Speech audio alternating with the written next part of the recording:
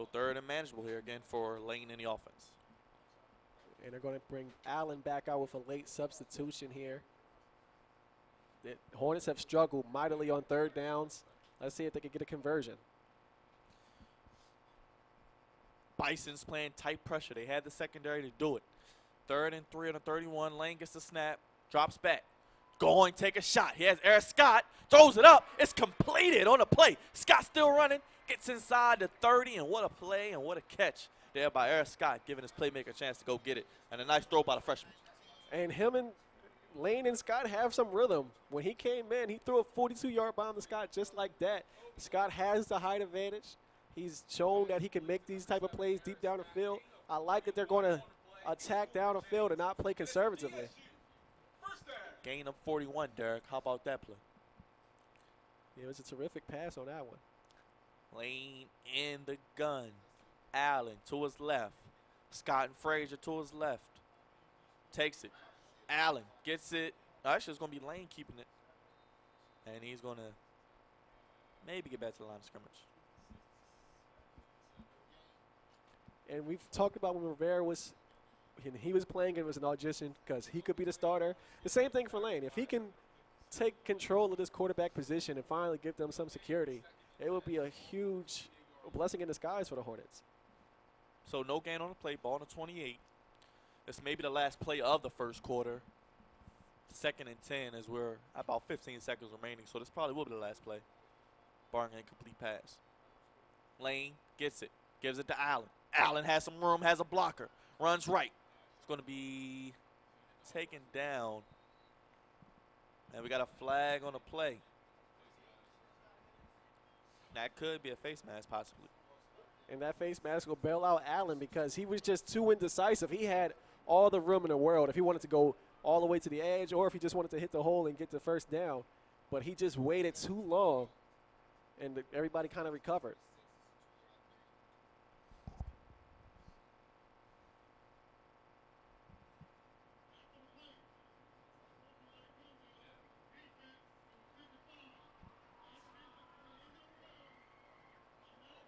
So we got unsportsmanlike conduct on the defense. Matthew Parker, the D tackle. So that play will help out the Hornets with 1 second remaining in the first quarter. Yeah, they substituted Matthew Parker right out after that play. He's a senior. He has to be smarter than that. 1st and 10. Ball on the 14-yard line. Very unique formation here. Couple offensive linemen on the right. I don't know if I've seen this formation before.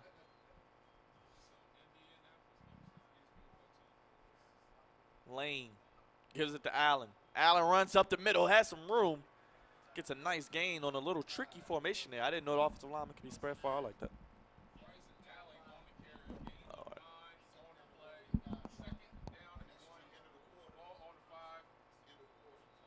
right. That's the end of the first quarter. And what an exciting one so far, Derek. 15 minutes down. Seen some kickoff returns, some big runs, some big pass plays. What has stood out to you in the first quarter? I mean, it's been a fun game. It's honestly, we're having much more fun calling this game, I think, than the last few that we've had to call. And Allen is just making the plays, and Lane seems to be pretty composed. He seems to know this offense more than I was giving him credit for. And I like the formation we just seen. I'm not a big fan of trickeration and all that type of things, but when you're 0-10 and you struggle, you got to find a way to get into the end zone. You throw out any formation that you can, and I like that last play they just did. It looked screen all the way. Everything looked like a screen, and then it's just a handoff right up the middle through the defense off guard and got them deep into the red zone. Natural Sciences and Technology at Delaware State University. Dr. Watson received her bachelor's degree in biology from Norfolk State University. Well, Derek, at the end of the first quarter, 14, Bisons, Hornets, 7. We're going to get ready for the second quarter here. Hornets have the ball in the red zone. They have a good shot of putting this ball in and tie this game up. Exactly, and only two things I can see the Hornets doing that will work. Either you run it straight in or you can do a bootleg and have Lane use his mobility or throw it off of the bootleg. Those are really two of the better plays that gotten them touchdowns when they've been deep into the red zone. Everything else, the fade routes or the regular slant routes or running outside, just haven't worked. But whenever they've kind of just kept it simple, running up the middle or a bootleg, they've had success with those type of plays. And this probably could be four down territory for the Hornets as well. Oh, yeah, it has to be. This is a team that they're desperate for a win. They're desperate to score points. They only average about 10 a game, so if you have a chance to put 14 on the board, you better take it. 1 quarter down for Lane in his first home start. What have you liked from him? I mean, he just seems to know what he's able to do. He's showing some confidence. He took a shot deep. A lot of quarterbacks are scared to take that shot, especially when you have a safety over the middle. But he was composed and confident in himself and showed a strong arm. And even on a couple of the plays on a read option, he's not afraid to keep the ball and try to make a play happen himself. So he's showing some good plays and showing confidence in himself, and the team seems to be responding to that. So 2nd and 1, excuse me. So they have a chance to get a first down inside the 10-yard line. Lane with Chung to his left. Keeps it. Lane runs, has some room, and he's going to score. Kobe Lane, ladies and gentlemen, for 6 points. And we just said he seems confident on those read options to keep it himself. And he faked out the whole left side of that defense and just got right into the end zone. It's just showing some confidence. And that was a terrific response to what the Bison did just a few moments ago. And that unsportsmanlike penalty on Howard helped him out, put the ball inside the 10. Lane with a great job to keep it himself. And the poise, great job. Exactly. And I like that they kept it pretty simple with the run up the middle. Just keep it simple. They have the talent. And, of course, this happens. And that kick is blocked. It can be returned, and it will be returned. That's going to be Julian Blair.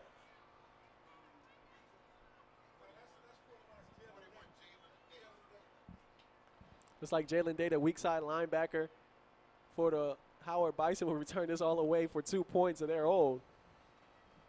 And this is why we've said the special teams, because all the momentum is just taken away when something like that happens. Yeah, it's only worth 2 points, but it could have just been a tie game. And that's the college rule that you've seen implemented in the NFL now. With the punt missed or blocked, it can be returned for points. You saw it there. Blocked special teams hurts us again, and return for 2 points of their own, which could come back to bite the Hornets. Yeah, that's something huge, because down 3, you know you can't really kick field goals. You don't want to ever be down 3. What can you attribute some of those mistakes to? It seems like guys are just coming through untouched and blocking these kicks. Yeah, it's just a lot of miscommunication, but it's been a thing that's happened for the last few years where you're saying, why can't they fix it?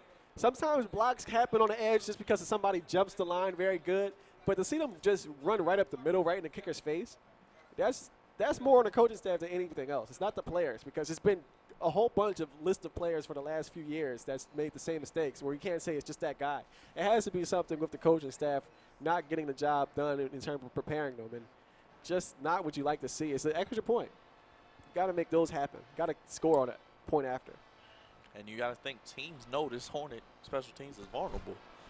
And we've seen with the kick return, the punt blocks, the kick blocks, the missed kicks, you have a chance to get points on special teams against this team. Well, like I said, Derek, we've seen a little bit of everything this season, and we've seen a little bit of everything in today's game. And we're just in the second quarter. So we got Avery and Mercer back to return. Avery already a touchdown on the day. Let's see if Nuzzy tries to kick it away from him. And once again, see how they're bunched up all together, where if they can just get it to the edge, the Bison they can make some things happen. So a squib kick right to a Bison, that is. And that was a fastball, Derek. Yeah, and terrific job catching that, because they're right at midfield almost. Don't really see a team catch a squib right on the first bounce. Not much of a squib there, though, so yeah, kind of doesn't help out the special teams. Yeah. Well, I guess it's better than a touchdown. I guess that's better, but it's still terrific field position if you're a Bison there. And the offense has played well besides that they're miscues, but they've played and able to move the ball. Johnson and his team. Johnson with Brunson in the backfield. Fakes it. He's going to throw. Ball is knocked away. Great job there by Gary Melton Jr. Just as the ball arrived, making a contact. I think a good no call there. Good job there by Melton, anticipating and jumping that route to force the incompletion. But why are they even throwing? They've had so much success running the ball on early downs. I don't know why they're kind of abandoned that early on so far in the second quarter. 2nd and 10 at the 47. 14:50 just underway here in the second quarter. Brunson gets it up the middle. He's rumbling ahead to midfield. And looking at this Bison running back situation, you look at Brunson. Started the season as 4th string. You look at Ronnie Tyson, started the season as a reserve wide receiver. And you look at Devon Johnson, started as 3rd string quarterback. Have you ever seen anything like that before? No, and it's kind of just a patchwork of just putting athletes back there and saying, hey, just run and just you got to help us because all of our injuries are hurting us at the running back position. But they've responded so far this game. 3rd and 7. Johnson back to throw under pressure. He's going to go down and a sack on a play. Great job there. He's going to be taken down by Malik Harris on a play. And what a job there by this Hornet defense. Good job there. Everybody just generating pressure and a 3 and out just like that. And everybody just seems to be right at Johnson. Each time they call a hike. Loss of 9 on a play. And we'll get to see Fleck on the punt. Eric Scott deep to return.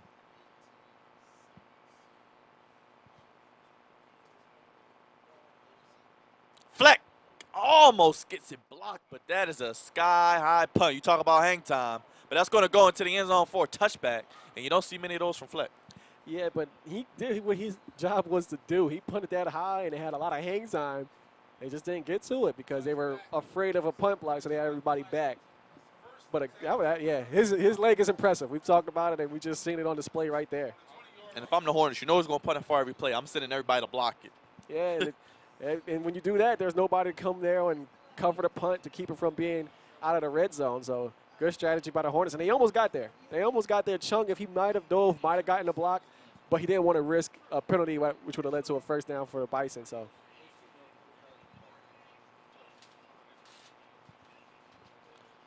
Well, it'll be 1st and 10 at the 20 for Kobe Lane.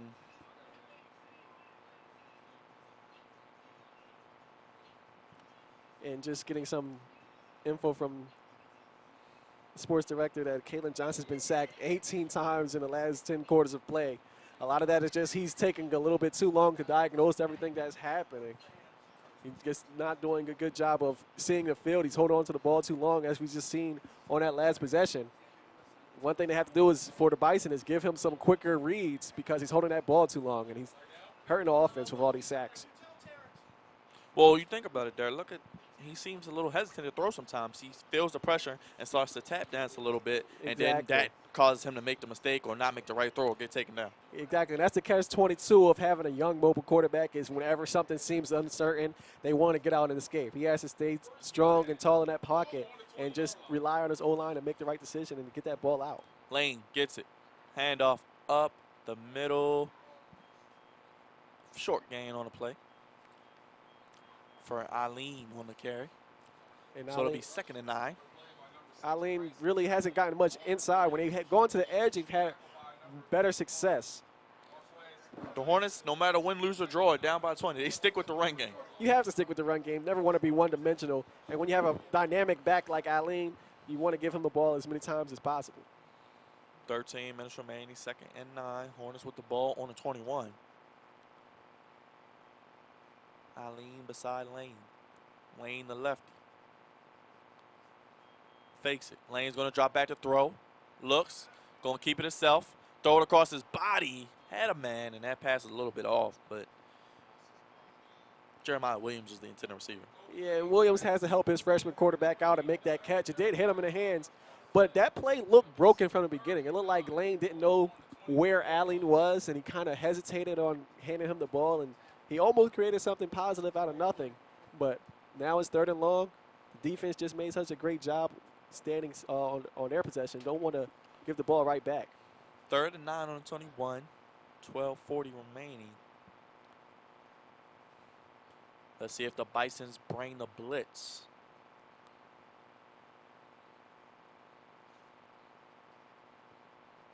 Lane is going to be a quarterback keeper, and he has nowhere to go.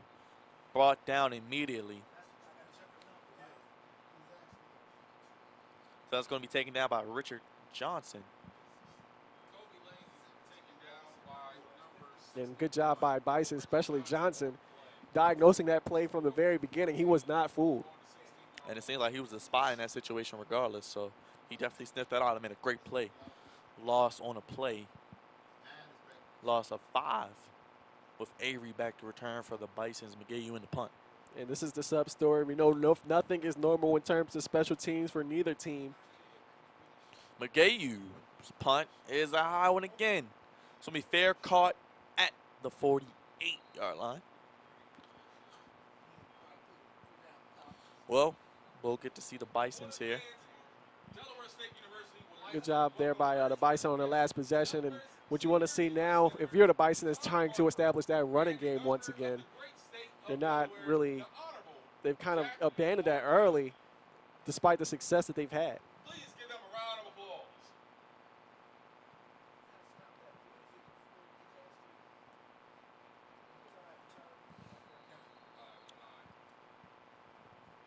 It's first and 10. Johnson takes it, throws, has a man, breaks the tackle, still running. It's Colvin. Colvin gets to the edge, breaks another tackle. Nice play there by Colvin, and there you go, Derek. He got rid of the ball quickly there. Exactly. That's what they have to do because he gets a little hesitant if his first read isn't there, and he starts panicking back there in the pocket and making bad plays. So good job finding somebody wide open, quick pass, get the ball out of his hands quickly. Gain of 11, first and 10 on the 42. Johnson in a pistol. Avery in motion. Johnson, little pirouette. Runs right, makes a guy miss. He's going to go down again. And that's going to be Rashawn Barrett. So that's going to be 19 sacks in the last 10 quarters. And he has to be smarter than that. There was 4 Hornets right there. He has to protect himself as a quarterback and throw that ball out of bounds. He's not a running back. He can't be taking hits on his shoulder like that. Definitely. So 19 sacks, 3 today by the Hornets. Hornets revving up the pressure, taking advantage of this offensive line. So 2nd and 13 to be exact. Ball in the 45. Brandon, the yup back. Gets it, runs, has nowhere to go. He's driven into the ground. Got smacked. I'm trying to see who was the guy who finished it off. Rashawn Barrett finished it off, bought the boom there. Oh, goodness. And Barrett can hit. And it's funny because Barrett is built like a safety, but he's a linebacker for this defense, and he's just he brings the hammer down on players sometimes. 3rd and long here. Let's see if the Hornets can get another sack against this vulnerable offensive line. 10-20 remaining.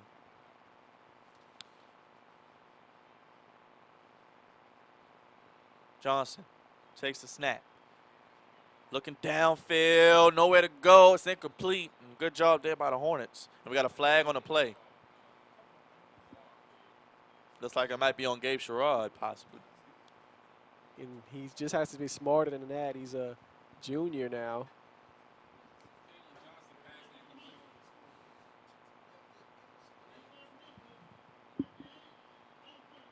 Actually going to have a penalty on Howard. I didn't see what the play was, but normally when it's on a lineman, you probably get a holding or something. Couldn't hear completely. So Torrey Boyd, looks like illegal movement was a call. So they will let the play stand, and it'll be a punt, and Fleck comes in again, and Eric Scott back to return. And besides that one drive, the Hornets defense has responded well, and they're stopping the run up the middle, and they're also doing a really, really good job of getting pressure on Johnson.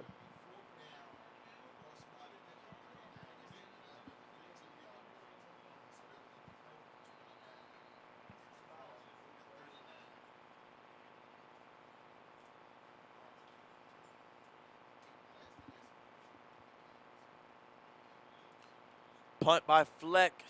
It's going to be a good one. That's going to go inside the 20. And that's going to bounce to about the 15. And at least the Hornets are getting pressure and are forcing him to rush his punts a little bit. But still was able to pin them inside the 20 again.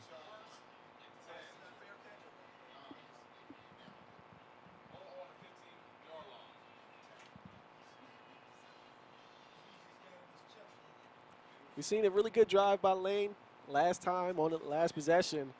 I think if you're Coach Carter, you continue to call plays that he's comfortable with and building some of that confidence up. I like what I'm seeing out of him so far. This is the first time we've both been able to see him play. and he looks impressive. Definitely has, you know, making something out of nothing, and he may need that today.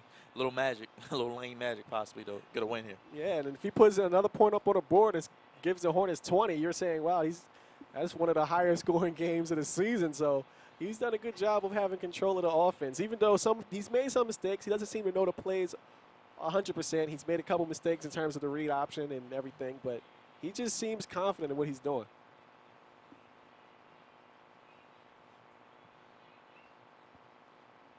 Well, Derek, 16-13 is the score. Still about 10 minutes away from halftime. Hornets getting the ball here. They have a good chance to possibly move this ball and score again. Exactly, and honestly, if I'm the Hornets and you get past the 50 or 40-yard line, I'm just saying everything has to be 4-down territory because the special team still is struggling a little bit. But if they can move the ball some and get near scoring position, you just want to take your shots. See if they can get some more points on the board before halftime. Still a lot of time left in the second quarter. A lot of time left. Lane in the game. Hands it to Chung, and talk about being rocked there. He was gang tackled there. Nowhere to go and a loss on the play. And that's one where Lane probably should keep it himself. Everybody crashed in. He's supposed to keep that ball and run to the outside.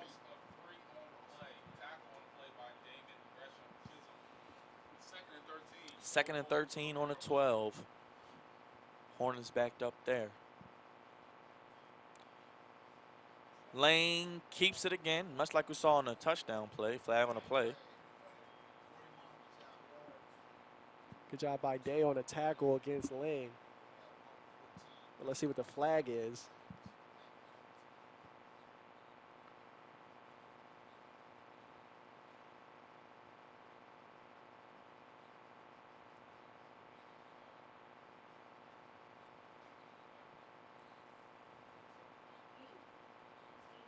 It's going to be holding on the offense.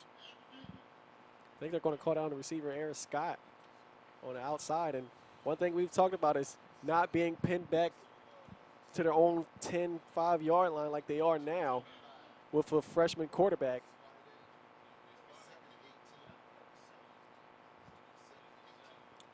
So 2nd and 18 from the 7. Lane gets it. Throwing situation.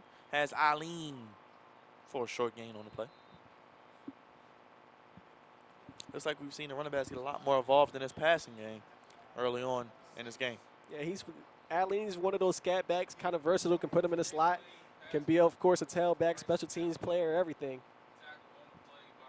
And just a good pass to just get them out of their own shadow of their goalpost. So 3rd and long, 3rd and 12 on the 13.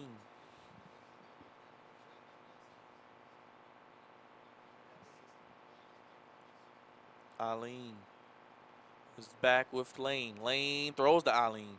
Eileen makes a man miss. Tries to get to the edge, and not much there. You might have got the first, actually. Very And close. it'll be close to a first down.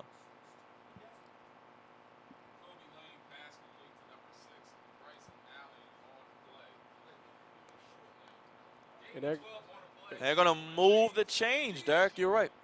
good job by Eileen just fighting hard and getting to the outside for that first down. And him and Lane showing some compatibility, showing some chemistry there. My vantage point didn't allow me to see the change, but Lanes keeps it again, and we'll get a gain maybe of 1, maybe back to the line of scrimmage.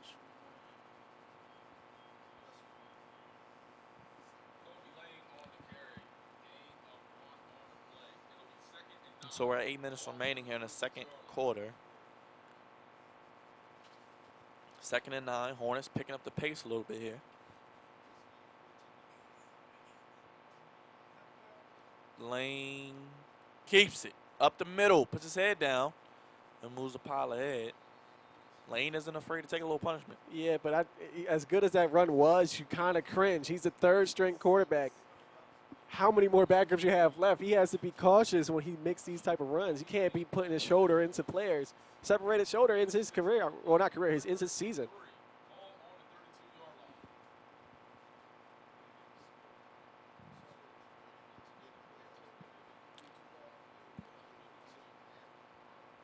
Third and 3. Lane gets it. going to take a shot, and that's going to be some pass interference or something.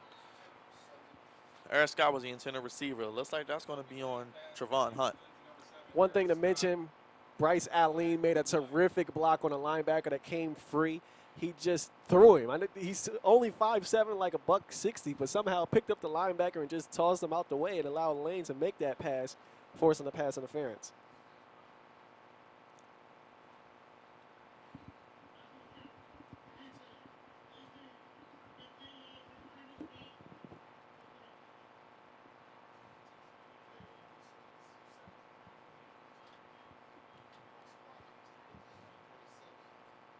So a ball over to the 47, 15-yard penalty on the play. And 10.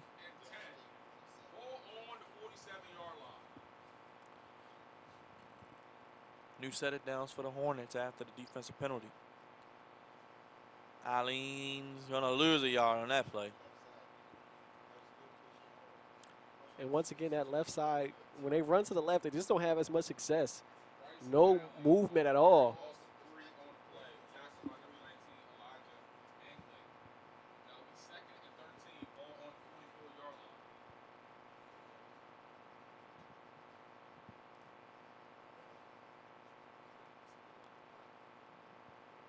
Second and 13 on the 44.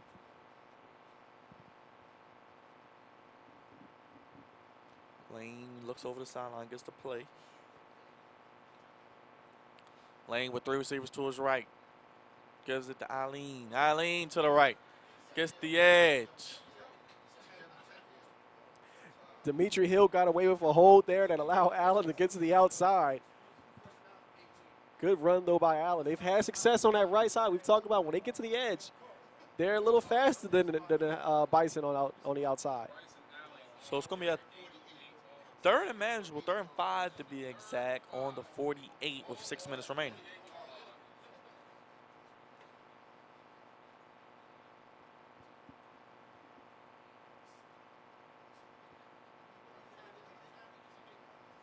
Lane fakes it, keeps it himself, has some room up the middle, still running, cuts back, gets to the 20.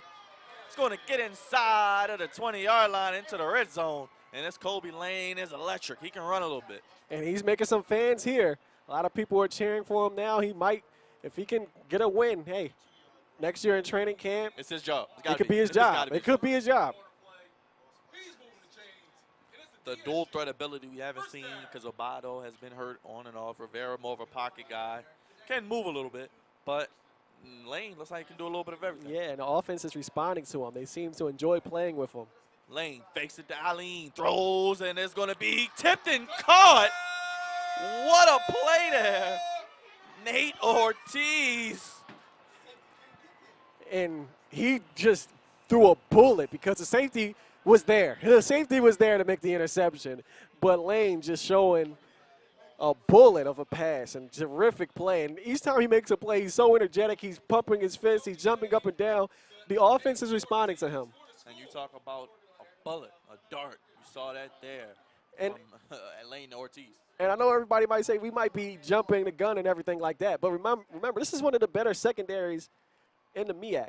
They might not win a lot of games, but it's not because of the secondary. The secondary can play. Hornets will go for 2. Lane, Frazier in motion. Eric Scott bottom of your screen. Lane gets it. He's going to throw to Frazier, and that play was a little predictable. We read that one 2 out. A little bit of freshman error there. Yeah, and there was three Bison right on that flat route there. And that's one of the times when, as a freshman, sometimes you just make that read a little bit too prematurely. But one thing I just have to bring attention to is seeing Rivera as a backup still showing support. One of the first people to meet Lane after his drive there and congratulate him. How about this? Hornets lead 19-16. It's been an offensively determined first half. A lot of big plays, kick returns, some returns on the special teams. It's been a pretty good game to watch so far. Exactly. There's a lot of pride on the line. Whoever loses is the bottom of the MEAC. And also, this is the two teams that hate each other. These are the 2 oldest rivals. 36-34-1 is the record. 36 wins for the Hornets, 34 wins for How they get the tie? the Bison. I don't know how you tie, especially in college overtime. Yeah, It goes on forever. Exactly. But just a great job. 9 plays, 85 yards. and was able to put up some numbers there. Took 4 minutes and 36 off the clock. Well, Nusdy will kick it back.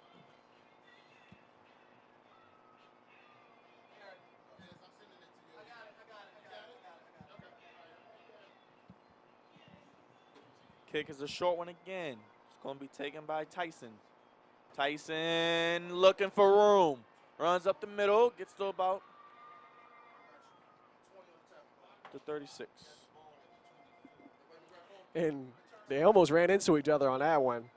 The Bison did. That could have led to a turnover, but good job by Tyson making the play and getting them up to the 37-yard line.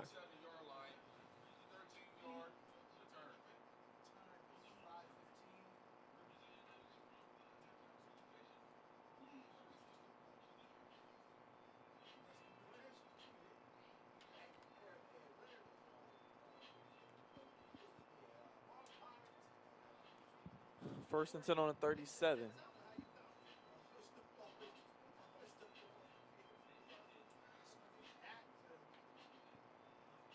Well, what are the Bisons going to do here on offense? The Hornets getting pressure on them. Yeah, for some reason they've abandoned the running game, and they've put the ball in Johnson's hands. I don't know why. It seems like that's a trend that's going to continue, especially now that the Hornets offense is starting to put some points on the board. Sometimes as a coordinator, you get nervous about continuing to go with the run game. You want to go right back at them. But what they should do is run the football because they've had success.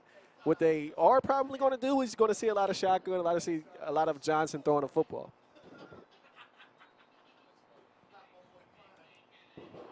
And I was wondering, you know, offensively, why didn't we see a little bit more read option or more option plays, some quarterback keepers, you know, some throws to the tight end? Exactly. They've made it very, very difficult for Johnson. A lot of the routes are taking a long time to develop. They've kind of abandoned the run, especially on first down. You expect to see a run. Instead, you're seeing a lot of shotgun as we see here. Maybe they'll hand it off, but I don't know. First and 10, 37, Johnson, the quarterback. Throws, that's going to be completed, actually. Low throw, but great catch there. Caught there by Colvin. 5-yard gain on the play. And that's a good play, but I would rather see them try to establish that dominance. When your offensive line is pushing the defensive line back like they were early on, you continue to do that and wear the defense out, but they didn't do that.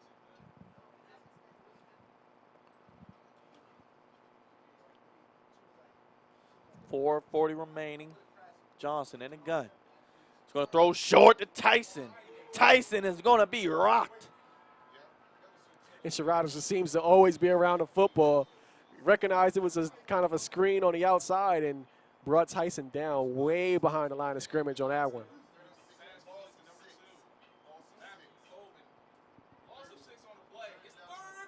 So a 3rd and long, and this Bison offense is moving backwards. 3rd and 11.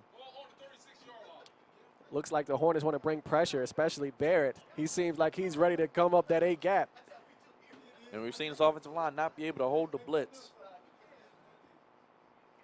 Johnson gets it, steps up, has nowhere to go. Pressure, pocket collapsing, throws it away wisely, and lives to fight another down. But it'll be 4th down, and they'll punt it away. Malik Harris, Gabe Sherrod, Rashawn Barrett, everybody was in the face of Johnson on that one. We knew the blitz was coming, and they got right to the quarterback and forced another incomplete pass. And if I'm the Hornets, I'm blitzing every play. You have to, because he just gets nervous. He's not going to stand in the pocket. You know when he sees blitz, he's going to run out the pocket and he's going to panic. He doesn't keep his eyes down the field like he should. Hornets will look to bring some heat again. Flag the punt. Sky-high hang time. It's going to take a little bounce, touched by a Bison, so that won't be a 50-yarder this time. So they're spotted at the 35-yard line.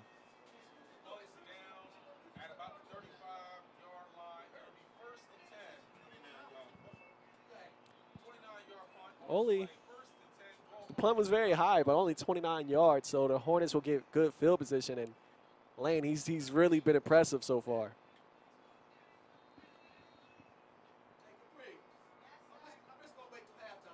First and 10, 35 for Kobe Lane.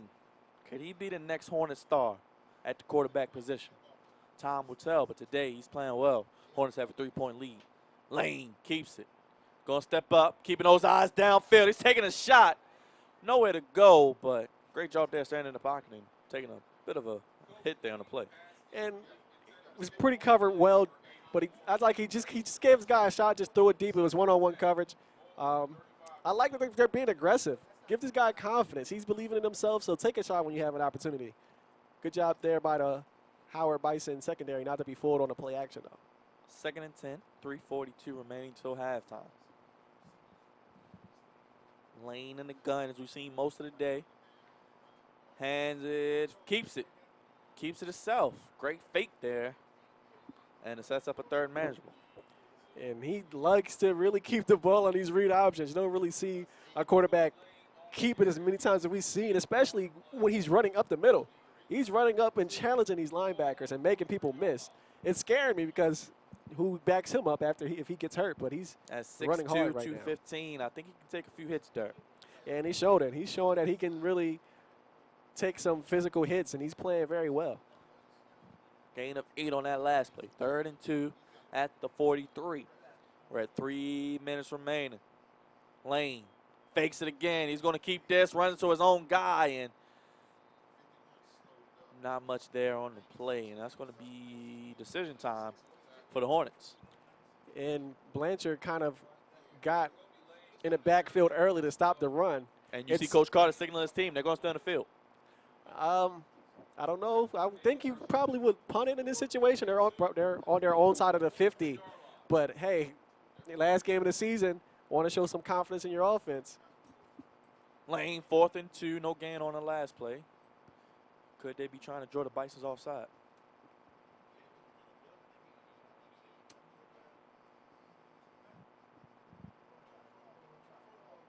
Lane going to throw. Has no time. Throwing it back. That's going to be a turnover on downs. He was looking to the flat on the right side, but good job by Bison figuring that out. And they basically were going to jump that route for an interception if he threw it. So nothing there for Lane on that one. I understand why you go for it. Nothing really to lose in a sense, but normally you don't want to go for it when you're on your own side of the 50, especially when your defense has been playing as well as it is. I can't question the call, though, because in the situation that you're having, have a chance to get some points on the board before halftime, but well, ladies and gentlemen, take that play and put it in your back pocket. That could come back to bite one of these teams at the end of this game. Johnson, 1st and 10, 43. There's the running game, Derek. Goes to Brandon, and there's nothing there. And good job by Harris on the open field a little bit, making a tackle.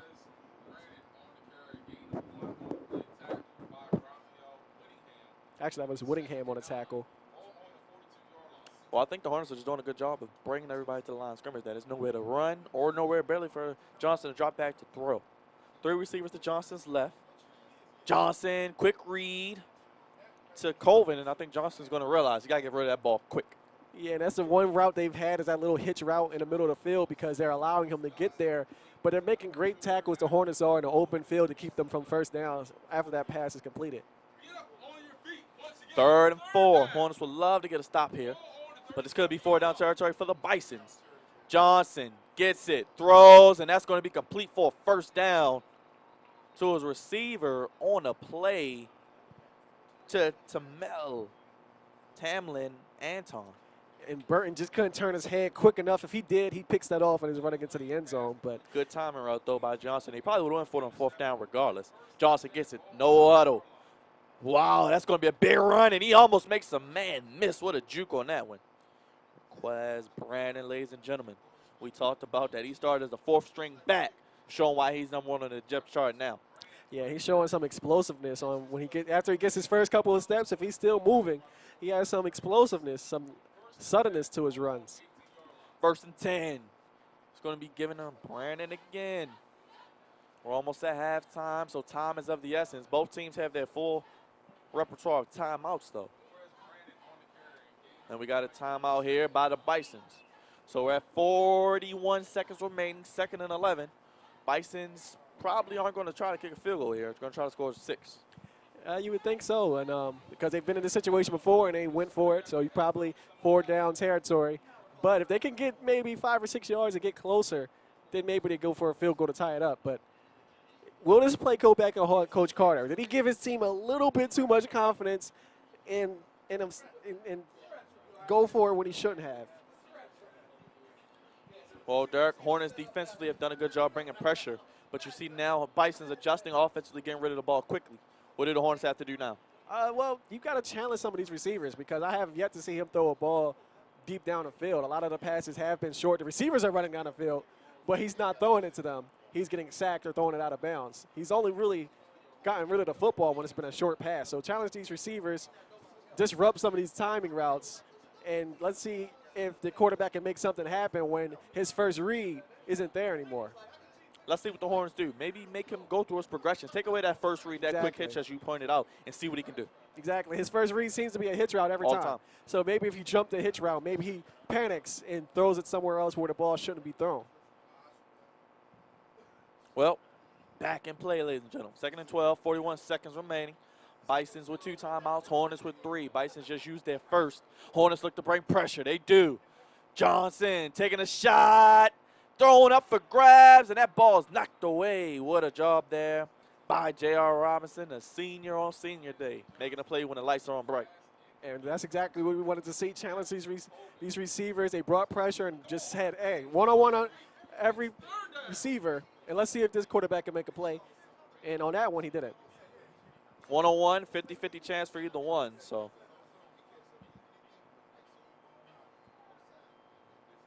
3rd and 12 on the 20, 35 seconds remaining.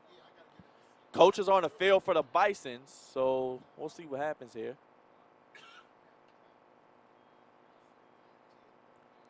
If I'm the Hornets, I'm not bringing everybody. I might do a zone blitz, drop a linebacker back or a lineman back and try to trick this quarterback a little bit. I don't want to just show 2-0 blitzes in a row. So 3rd and 12 again, ball on the 20. 3 receivers to Johnson's left. Drops back, has time, is going to run left. It's going to keep it itself. Has some room ahead. It's going to get into the end zone for a touchdown. I thought Sherrod got held on that play, and Sherrod talking to the referee. He basically got power drive. That allowed for the run, but there was no flag on that one. Well, think about that last run by Eileen. Demetri Hill probably was holding. They didn't call that, so it kind of, Yeah, and that was a big Just do. play. Yeah, because that holding play allowed them to get the first down. They marched down to score, and, yeah, it kind of evens itself out a little bit. game of even kill. And you look at it now. Hornets missed that 4th down. Bisons get the ball. And look what happens. 6 points. They take the lead. Flex extra point is good. So that's going to be 23-19. Bisons take the lead right back. And this back and forth scale of a battle here at Alumni Stadium. 26 seconds remaining for the Hornets. What stood out to you on that drive by Johnson? Looked like he made adjustments. Yeah, he finally escaped the pocket and actually ran. A lot of times we've seen him look like he wanted to run and then kind of just throw the ball away or take a sack. He ran that time, actually. And but I just, I understand why he went for it, but I didn't agree with it. I know a lot of times you're down 10 losses on a season and you're thinking to yourself, we have nothing to lose. But they should have probably punted the ball, but that's probably, hindsight. Hindsight's 20/20, but a 7-play, 43-yard drive, 1 minute 41 second remaining, capped off by Johnson's 20-yard run. And that's probably the first time all day he's been able to break contain. But Sherrod could have been held. We talked about that, but he's able to run if he can get outside. Yeah, and basically they got to do a good job of keeping him in the pocket. They didn't do a good job on that one. Kind of lost contain, the lineman did, and allowed that touchdown run to happen. Well, 26 seconds remaining. Hornets still have 3 timeouts. What do you do here? I want to get the ball to start the second half, so I'm not going to be too aggressive for Coach Carter because you got a chance in the second half. If they get a good return, of course, then yeah, you go for it. But if you're at the 20-yard line, probably not going to take too many chances at this point, this juncture of the game.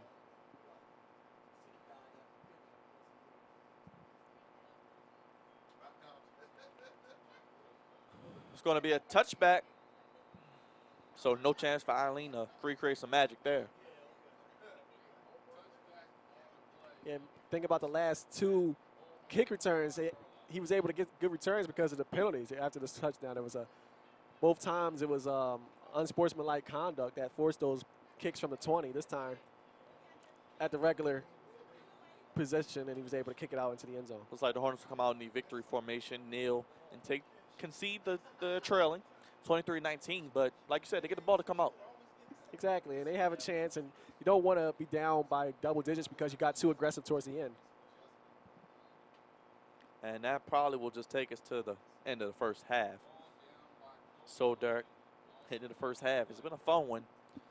23-19 is going to be the score going into halftime. Give me some adjustments both coaches will make. I think halftime, the Bison will probably decide, hey, we should probably get back to the running game a little more. And what they had success was running and then play action pass. They got rid of that and started doing all the shotgun stuff and struggled for the remaining of the half until that last score. So they'll probably get back to running and play action off of good runs. And for the Hornets, I think they're going to continue to do what they do with the read option because Lane continues to make good decisions with that. And he's running downhill on those read options. And off of the read options, maybe a fake, a play action of their own, and take a shot deep. But Lane, he's just looked very confident, and I think they're going to continue to allow him to make plays.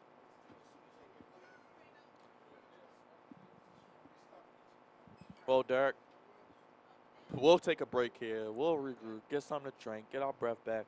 We're in for an exciting second half, and this could go down to the wire, as we said. Two good rivalries. No team wants to finish last, and the Hornets don't want to finish winless. So we'll be right back here on WDSU-TV. Stay tuned for the halftime festivities right here on WDSU-TV.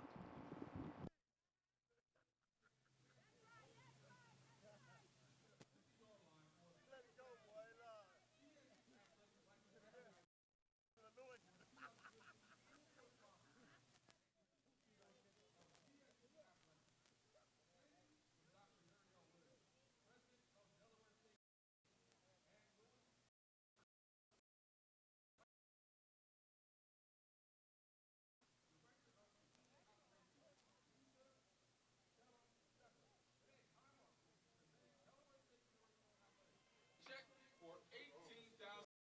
Help us and recognize.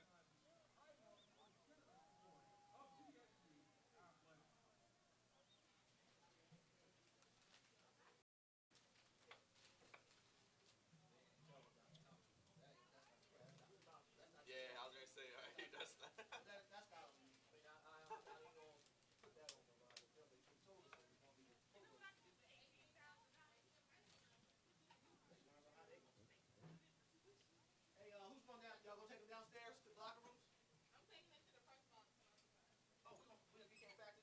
Ladies and gentlemen, welcome to the Bison Storm for the 2015 football season. Your halftime.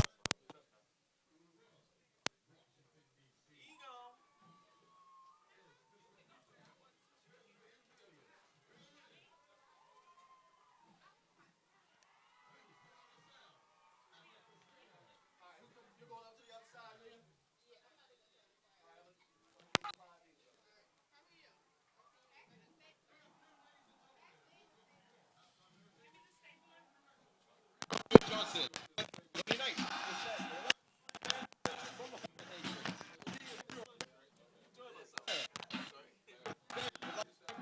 Faculty, staff, and administration for your continuous support. Citizenship and service. First man, George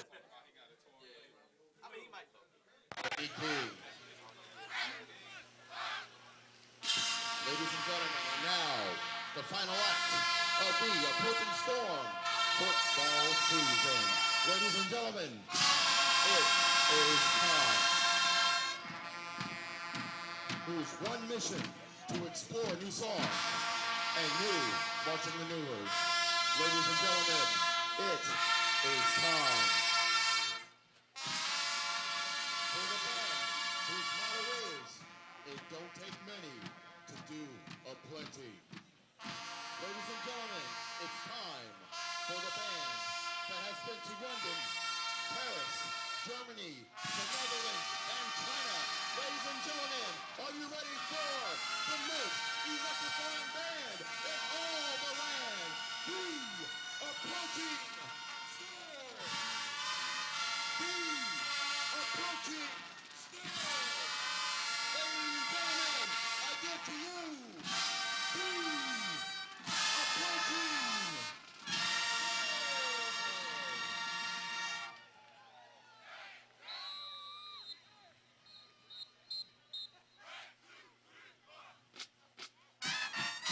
Our first selection is a tune that was released in 1986. Watch the Storm as they execute their style of marching to Jermaine Jackson's hit, I Think It's Love, because we love our band seniors so much.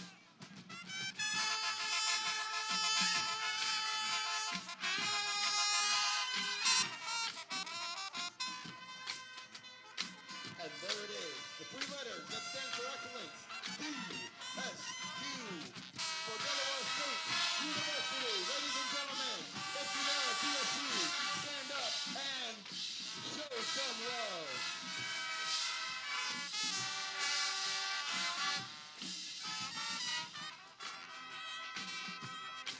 And now the band will segue and execute their famous box drill to Michael Jackson's #1 hit, Remember the Time. The year was 1996 when the Storm first recorded drill to this selection. Our seniors were 2 years old at the time. Now they're about to become DSU college graduates.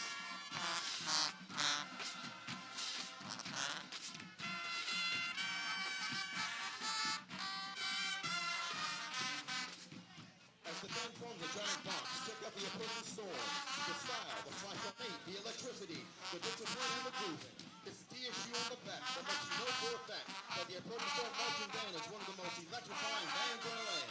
Now watch as the box diminishes into smaller boxes.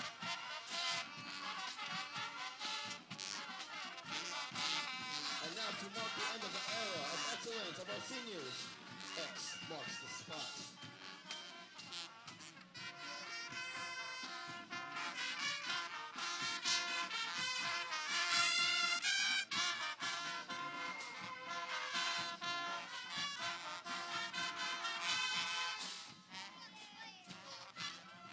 The appropriate Storm Marching Band has performed all over the world, such as China, London, England, the Netherlands, and Paris, France. They have also performed for many professional games, such as the Philadelphia Eagles, the Buffalo Bills, and the Brooklyn Nets. In 2008, the DSU Appropriate Storm Marching Band marched in the Presidential Inaugural Parade in Washington, D.C.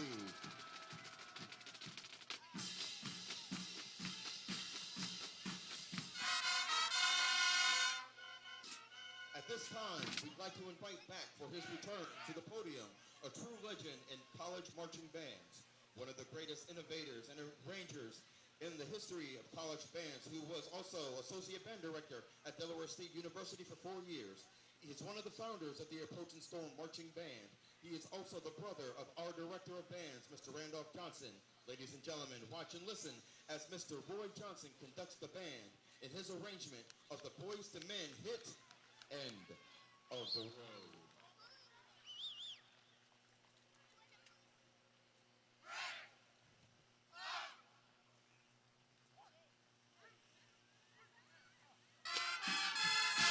The song will also feature the Sweet 16 South Team, which was also founded during Mr. Johnson's time at Delaware State University.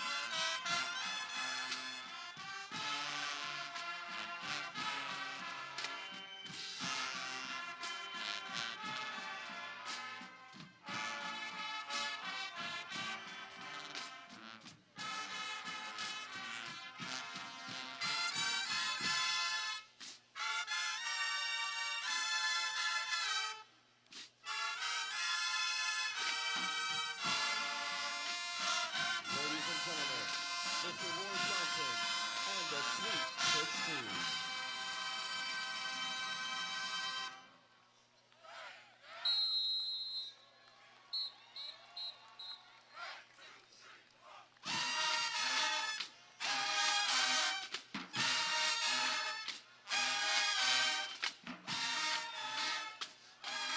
As the Sweet 16 exits the field, we will transition from the feature formation to our concert band formation.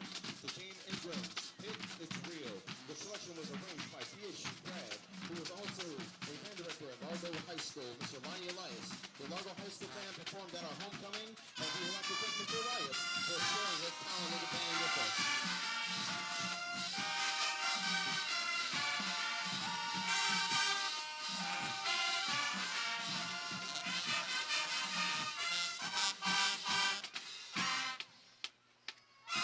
And now, ladies and gentlemen, hold on to your men, and men, hold on to your seats. Here's the most elite and exquisite ladies of dance to elite tall delegates.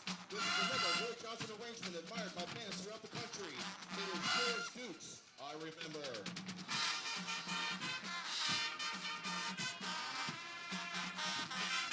Let's give a warm welcome to the 2015 UFC.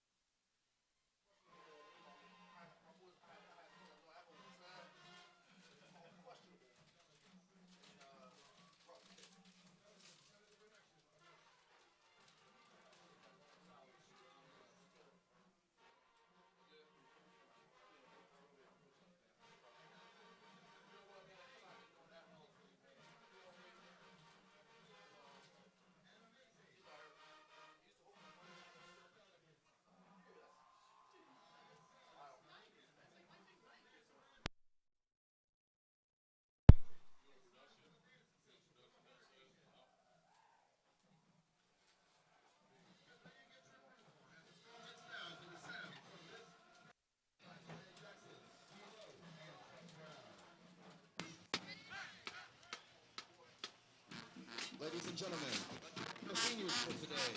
They have been so amazing in every way. So we say thank you as we lift our cups and say cheers as our seniors burn it up.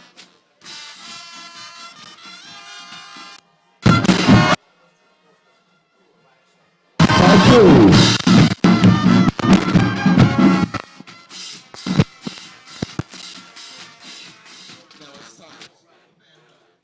Let's get down to some serious business. Here we go. Put your chest that dance. Twist that chest, not do that dance. Twist that chest, not do that dance. Twist that chest, not do that dance. Make it work, make it work, make it work. Make it work, make it work, make it work. Make it work, make it work, make it work. Make it work, make it work, make it work. And now, ladies and gentlemen, the Storm is gonna do that dance. If you know this dance, get up your seats, because this is that bet you can do it like the Storm Challenge. Ooh, ooh, hey, hey, turn up. Ooh, ooh, hey, hey, turn up. Ooh, ooh, hey, hey, turn up. Ooh, ooh, hey, hey, turn up. Can't really rock like me. Can't sex walk like me. Can't hit the barn like me. Oh, you can't drop like me. Can't hit the folks like me. Can't hit like me. Can't do the shuffle like me.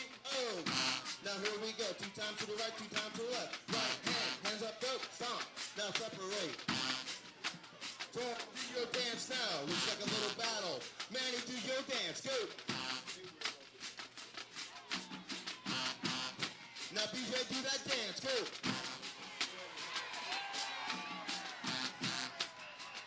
Okay, fellas, that's it. That's it. Somebody needs to break this up. The whirlwind.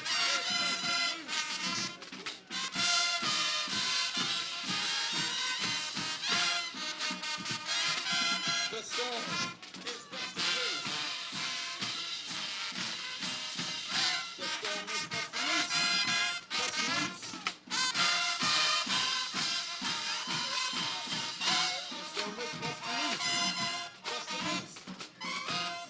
And now, ladies and gentlemen, directing the band will be Miss Leah Williams, a 2015 graduate of DSU and band alumni who graduated with a straight 4.0 GPA. Miss Williams is presently employed with SAP and is pursuing a master's degree at DSU.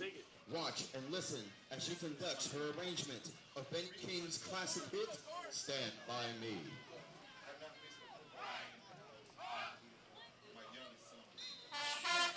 At this time, third to be honored, Brianna Tucker, Kelly Denby, Tyrese Pleasanton, Chelsea Stanley, Sierra Williams, Aaron Brown, Bruce Davis, Bruce Green, Lavon Harrell, Brandon Hunt, Niaja Gill, Salwell Smalls, Javon Wilson, Devon Barnes, Leanne Wilson, Clark, Edwin Moten, Emmanuel Cousins, William Memphis, Monis Robinson, Dominic Vincent, Ariel Lemon, Jordan McClain, drum major, Lakeitha Williams. Ladies and gentlemen, graduating class.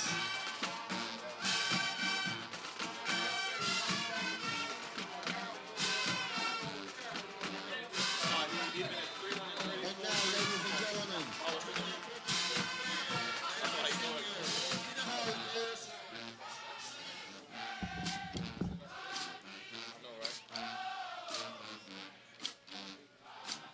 I can hear you. You sound good.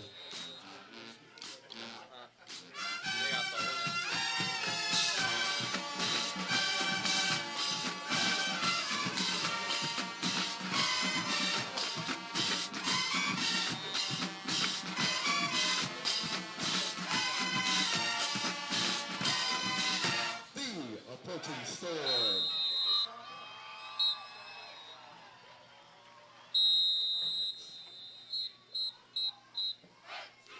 On behalf of our president, Dr. Harry L. Williams, Provost, Dr. Owen Thompson, and Associate Provost, Dr. Bradley Stelcher, this is the voice of the storm. Signing off, this has been an Approaching Storm production.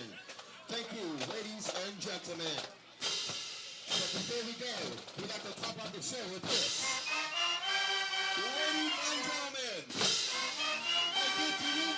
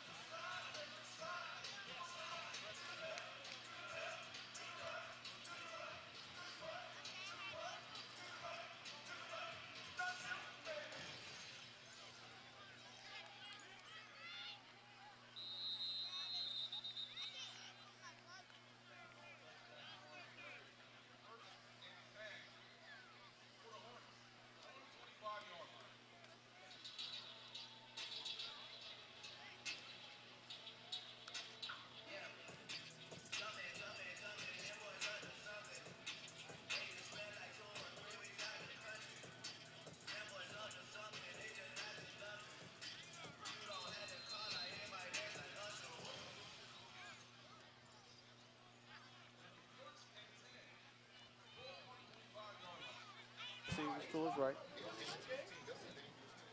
Lane fumbles the snap already, but picks it up and actually gets a positive gain out of it on first down.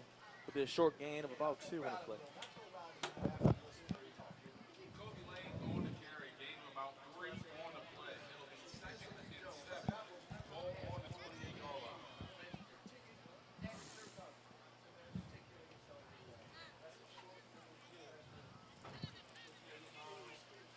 Second and 7.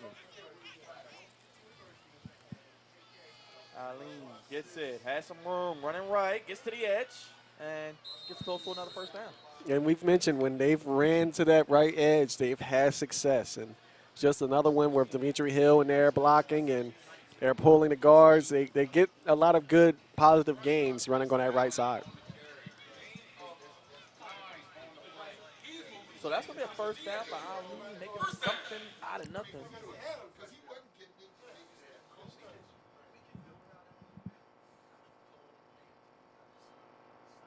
Lane takes it, gives it off. That's Jackson. Najee runs, puts his head down, and gets to about the 48, 49-yard line, close to midfield. And another first down for the Hornets.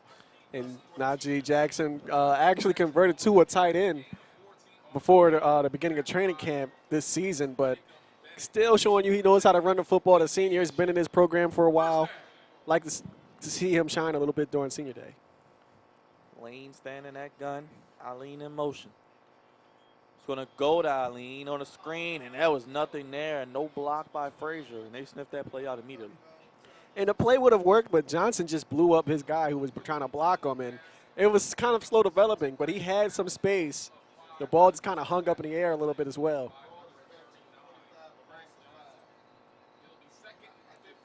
So it'll be 2nd and long, 2nd and 15, just on the way here in the first part of the second half, third quarter.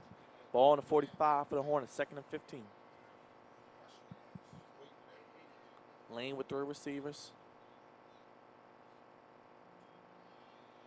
Lane is going to drop, has a man, it's complete, and that's going to be a big gain.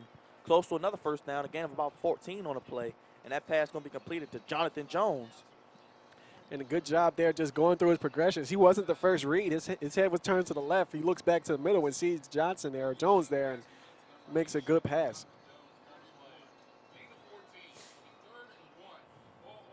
So 3rd and 1 for Lane. Let's see what he does here.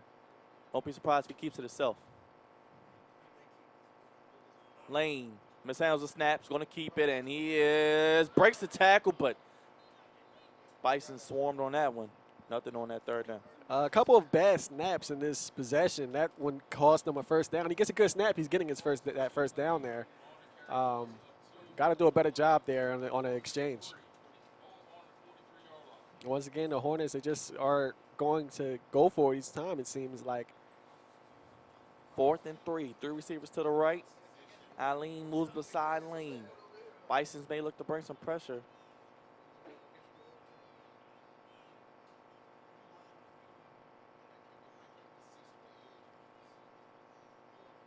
Pressure's coming from the Bisons.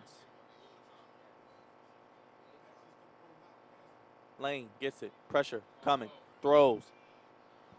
Scott bobbles it, and it is going to be He got grabbed on a face mask, it seemed like. a And catch. somehow he was still able to catch the football. Looked like it was going to be a pass interference on the defense.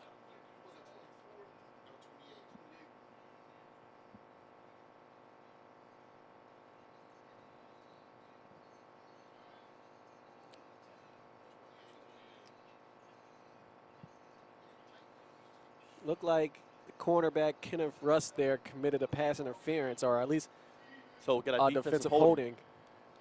And that's the second penalty we've seen on this much maligned secondary that's been pretty good. Yeah, they've gone, whenever they go into Scott, it seems like these corners panic because he's just so much taller than them. They feel the need to hold and everything. Hornets will now have a first down at 33, and they live to fight another play. Lane has a chance to be a campus hero if he can pull out this one. Lane tosses it to Eileen, and that's going to set them back, way back. They're just being too cute on that play. I don't understand the reason to make it a toss. they've had success just handing it to him and let him run to the edge. What's the point of the toss and a handoff? It's the same, better. Just I don't understand the toss on that play. So 2nd and 20, a 10-yard loss on a play. Moves the ball all the way back to the 43, Derek. I don't understand why you would toss it instead of just a handoff on the outside. Lane moves Eileen next to him. 3 receivers to the left, none to the right.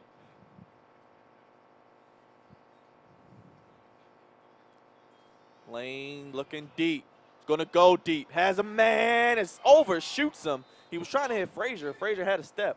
He had both guys were pretty open. Scott in the seam route and Frazier over the top. They ran 2 verticals, and he pretty much could have chose either one, but was unable to get the ball down the field to Frazier. If he puts that on the money, it's a touchdown.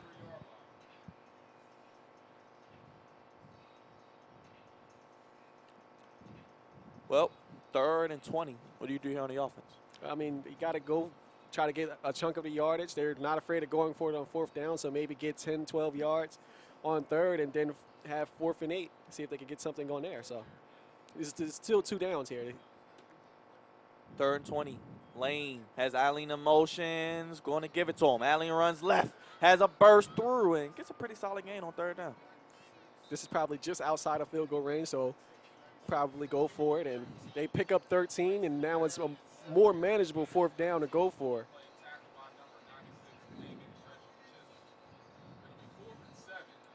So it'll be 4th and 7. Hornets will go for it, as we've seen. Their 4th attempted 4th down conversion of the day. So far, 1 for 3. And we'll get a timeout on the play by the Hornets. Never like to see second half timeouts used because, especially in a close game, if they're down, a team can just run a clock out on them. I understand this is a crucial possession, but probably would have wanted to know what your 4th down is, knowing that you're in 4 down territory. You should know what play to come out next with. Well, Derek, in this timeout, Lane came out this so far a little shaky in the half. No decisions you might expect a freshman to make, but he somehow atones for it. And I think they show a little more faith in him, kind of letting him throw the ball a little bit more downfield. Things that can be worked on that could develop into the future. Yeah, he's looking pretty good. And a couple of the mistakes weren't on him. Been a couple of bad snaps that just made the drive bad, and a couple of just bad play calls. And he has no control over that as well. But he's looked impressive, and he's continuing that from the first half to the second half. Expect them. They've been going to Era Scott a lot.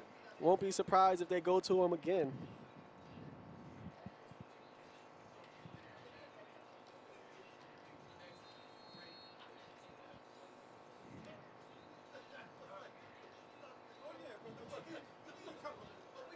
Fourth and 7, ball on the 30. Hornets aren't in field goal range. They'll go for it. Their 4th attempted conversion on 4th down today. They're 1 for 3.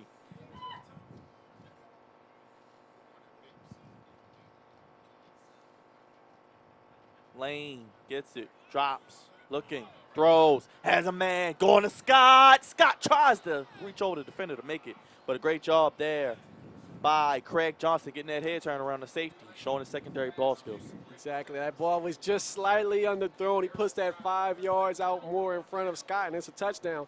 But I like the aggressive play call to go to Scott one-on-one because he can win those jump ball situations, just didn't have enough air on it. Well, 1st and 10 for the Bisons on the 30, and what do you look for here from their quarterback? Kalen Johnson. Seen him run some, seen him throw, but seen him take a lot of hits. He's taking a lot of hits, but they have to get back to the running game, and I continue to say that because they had so much success with it early, then they just abandoned it. And they're going to start with the Derek, and he's going to get maybe back to the line. They're going to give him 1 yard on that play. Brandon on the carry, who had a 76-yard gain in the first half. You have to admit the Hornets have tightened up on the defensive end in terms of stopping the run, but you have to lead. They have a younger quarterback. They have to continue to trust in their running game. Johnson thrown to the flat, has a man, and he's going to have nothing there. He's going to be caught by Avery, who had a kick return touchdown earlier. Gain of about 1 on the play. We'd like to see these secondary play a little bit more aggressively and start jumping these outside short throws. A lot of times they're not running any double moves. They're just running flat routes and hitch routes. if the corner can jump one of these, they can get an interception and change this game. Gary Melton Jr. on that stop. Johnson throw, ball's loose. Johnson will fall on it. Good job by Tizzard on the outside, stripping the ball free. And Tizzard has played very well this season and been one of the part of that great linebacker core. He's another senior, 6'1", 250, out of Glendora, California. And we talk about how basically we've seen Sherrod replace Gunter on that side, but Tizzard stepped in and replaced what was being the second best rusher in terms of Sherrod, and he's done a good job. Fleck in the punt. Punt almost rushed again. Scott gets it. He's going to return it. He loses the ball. It's a fumble picked up by the Bisons, and they'll get the ball right back. And Derek, there's the special teams blunders that we're used to seeing, sadly. Yeah. And this time it'll cost the Hornets. And there were two special teams mistakes. First, the punter got hit. That could have been a roughing the punter call. Flag was not thrown, but then, of course, Scott fumbling it. And it used to be Golson back there. He had fumbling issues. We haven't even seen Golson today at all, honestly. And then they brought Scott, and he brings in fumbling issues. Special teams rearing its ugly head again. And just when they get momentum is when they make the mistakes at the worst possible times on special teams. Well, 1st and 10 for the Bisons. They will have the ball right back. Ball in the 36. Johnson hands it off, and that's going to be a short gain again by Brandon. I think the Hornets are just going to dare Johnson to win this game with his arm. That's what it seems like. They're not going to allow that running game to hurt them like it did in the first quarter. And you can tell how the linebackers are playing. Everything's downhill. They're not worried about pass coverage as much as they are on stopping the run. So it'll be a 2nd and 9 on the 35. 8 minutes remaining, 3rd quarter. Johnson drops. There's that hitch route, Derek. And it's complete again. It's going to be completed to Miles Williams on the reception. His first catch was there. Like to see them be more aggressive on the outside and take those short passes away. Or at least bait them into one of those throws and pick it off. 3rd and 4. Hornets need to stop here. Ball in the 30. This is probably 4-down territory for the Bison. Johnson in the gun, trips to his left. Steps up. He's going to throw to his left. Has a man, and he overshot him, just like you saw Lane on the last drive overshoot Frazier. You see him overshoot his intended receiver, Colvin. So 4th down, looks like they'll stay on the field, Derek. Both teams just don't have a lot of trust in their special teams and continue to go for it on 4th down, but huge possession here. If they can get a stop and that fumble then isn't as big of an impact as it could have been. 4th and 4 to be exact. Ball in the 30.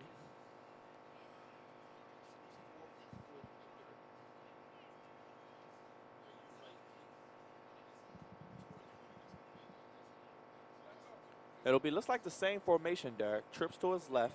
He tried to hit Colvin on the last play. Brandon is his back. He's going to throw, and that's going to be shot. Overshot. He took a shot, and he got rocked. He's slow to get up. There's a flag on a play, though. Flag. There was a lot of contact on both. He was hit up high, but also this one was kind of thrown in the secondary.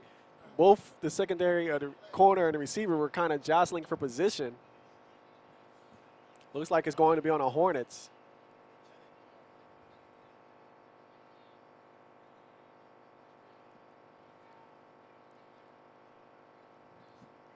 Everybody's saying the ball is tipped, which will negate a pass interference.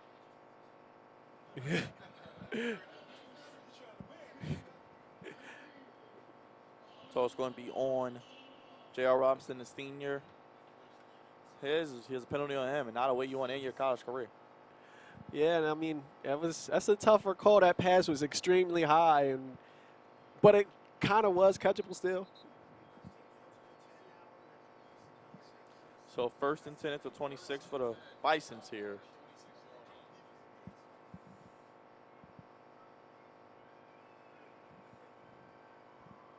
Brandon along with Harris, the tight end, in the backfield. A little bit of max protection looks here as we'll get Avery in motion.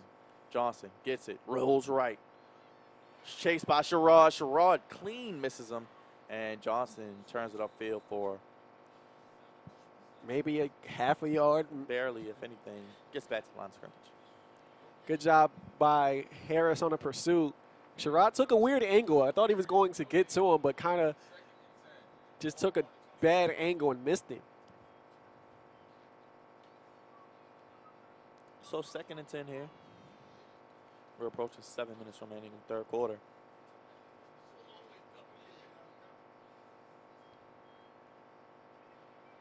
He's throwing deep. He has a man. That's going to be caught for a touchdown. Johnson to Colvin. And that time, Johnson stayed in the pocket. He knew he was about to get hit, but found the open receiver. And Looks like a busted coverage. Yeah, I didn't get to see exactly what happened in the back end of that part, but just a wide open receiver. They're going to go for 2 here. It's basically, I guess they're looking to see if they can have a numbers advantage. If not, then they just kick the field goal. Point.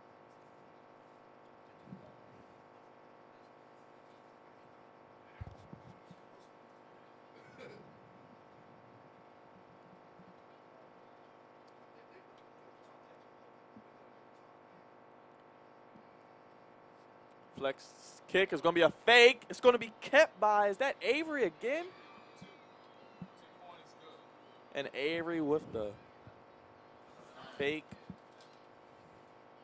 field goal, fake run. That caught me off guard because once they audible back into the regular formation, I thought they were just going to go for the point after, but good trickeration there, and special teams just continues to hurt the Hornets. They fumble, and then the pass interference, of course, kept that drive alive, but then I mean, just another special teams play, and they have two two-pointers on the special teams.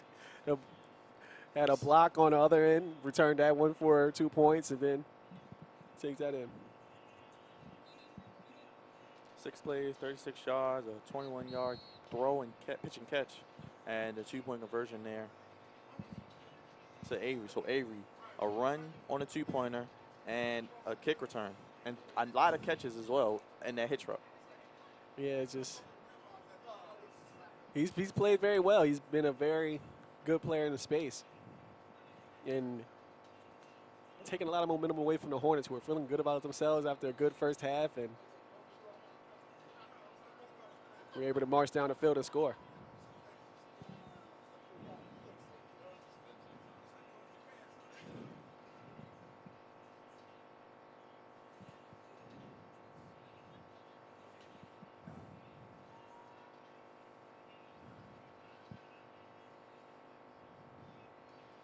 Flex kick. It's going to be a deep one. And in the end zone, and Allen will just need this one, and they'll get it to 20. Well, Derek, the defense that last drive couldn't get a stop. Now the offense has to put something together. It's 31-19, 2-score game. But a positive, they've shown the ability to move the ball down. They've shown the ability to score, so they're not out of the game, but don't really see the Hornets score more than 30, so it's going to take a lot for them to get back into this.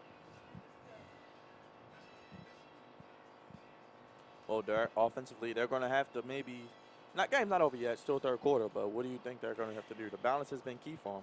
I think sometimes they get a little too advanced and they do things they shouldn't do in terms of, instead of just running to the outside, they throw a pitch behind the line of scrimmage and they lose 10 yards there. They got to keep things a little bit simple. They don't have to reinvent the wheel to kind of quote a phrase there. They just have to play within themselves like they were in the first half, and everything will take care of itself on the offensive end.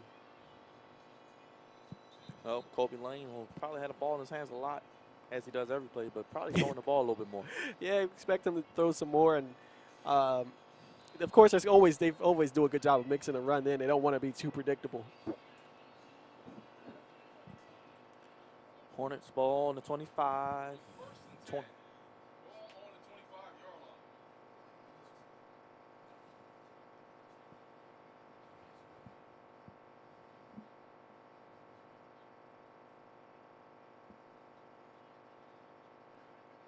Lane has 3 receivers to his right, so going to give it to Allen. Hornets stick with the run.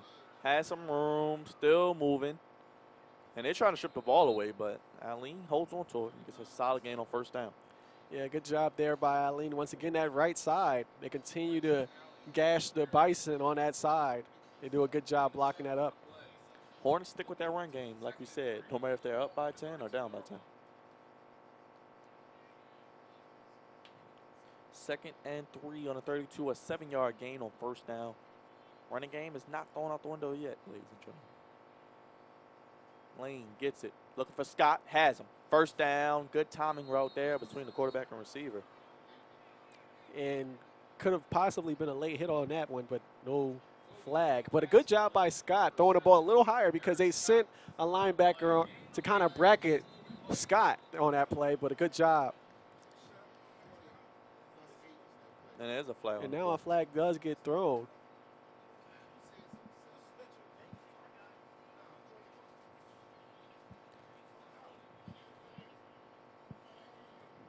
And Jalen Day will be called for unsportsmanlike conduct. I think that's the third unsportsmanlike call we've gotten today.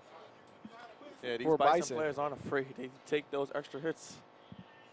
Yeah, and the ref let the late hit go, but Day just kept talking for some reason.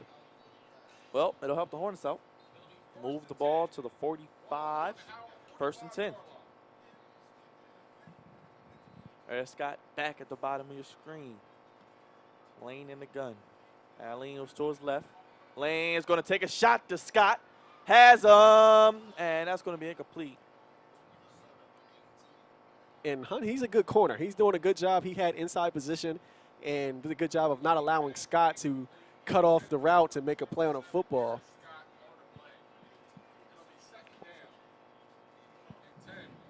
And Derek, to your point, Trevon Hunt has 4 picks on the year, so you don't want to keep touching him. He can get the ball back for his offense. And also, Scott has to do a better job trying to win an inside position and not just run to the outside on those deep routes. And he kept that one Lane did, and he is taken down immediately right there and gobbled up by Marquise Blanchard. 3-yard loss. And Blanchard, he's made a couple plays. He hasn't always been the one making a tackle, but he's doing a great job of getting penetration in the line of scrimmage and ruining any run that happens on the left side. 3rd and 13 on the 48 of Howard. 5:30 remaining, 3rd quarter.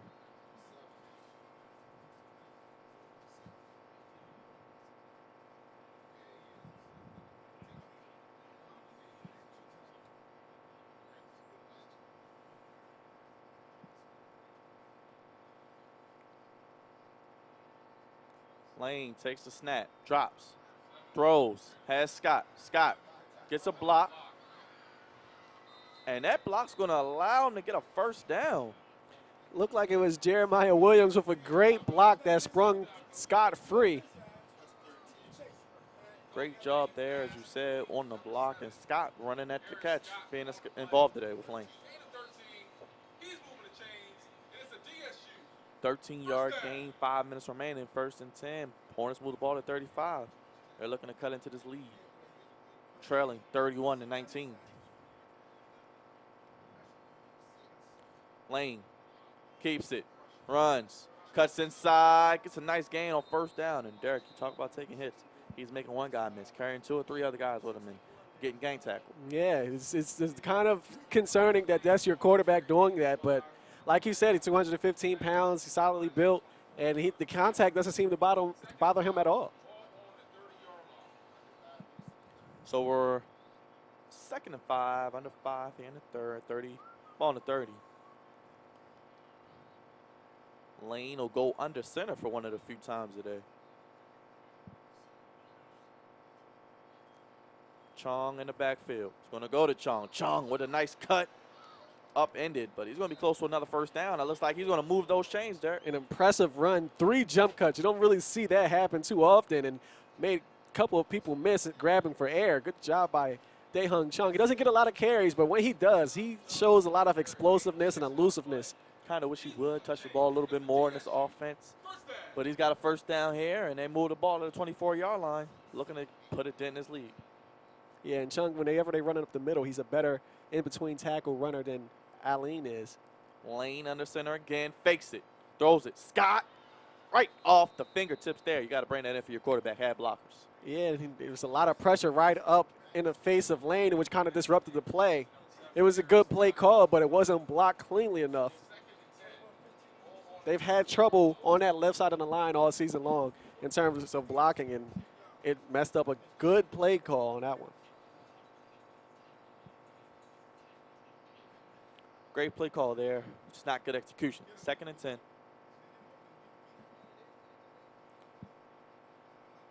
Only a single high safety look, so they can maybe take a shot if you're a Hornet here. Chung to Lane's left. Frazier, bottom of your screen. Lane gets it. Looks left, looks right, throws it. Has a man, and throwing in the tight coverage, trying to get Frazier involved, and that's knocked away. And that's the guy we talked about. Hunt is a very, very good corner, and he was an impact player for a reason. There he goes with another pass deflection.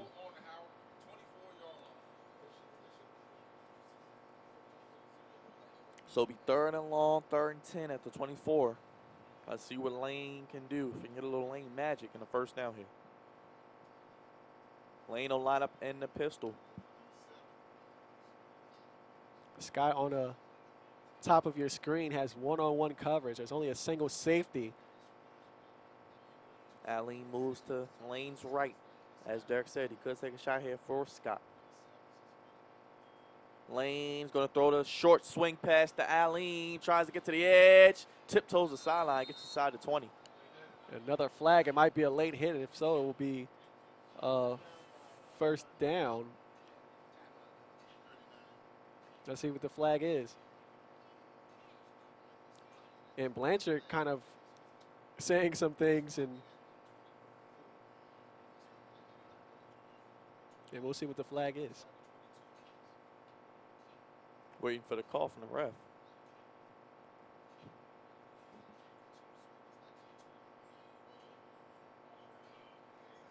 Didn't see that coming, the holding call. It's going to be on Jonathan Jones, and sometimes that happens on those swing routes with the receivers having to be more involved in blocking. It's not what they do often, and sometimes get holding calls. But once again, getting that single high safety look, and Scott basically one-on-one.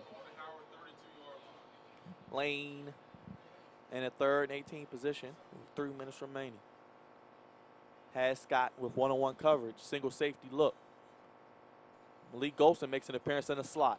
Lane's going to take that shot. Has Scott to the sideline. Scott with the one-handed highlight reel play, and he tiptoes the sideline for a touchdown. What a play, Derek, by Eric Scott. You talk about your playmakers making plays. Yeah, and everybody in the building knew one-on-one coverage on the outside. Scott's been the money man. That's the guy that Lane has developed the most chemistry with. And how did he shielded off the defender with one hand and caught it with the other. Doing his best Odell Beckham and gets the touchdown.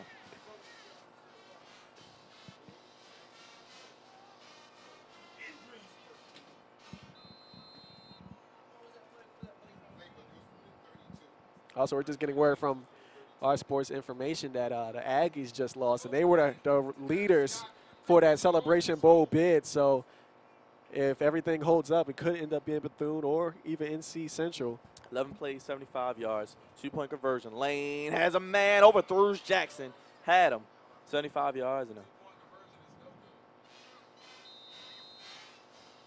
and a touchdown like no other. What a play there, Derek. I mean, wow. Talk about a big-time game. And it's 26-yard touchdown to be exact.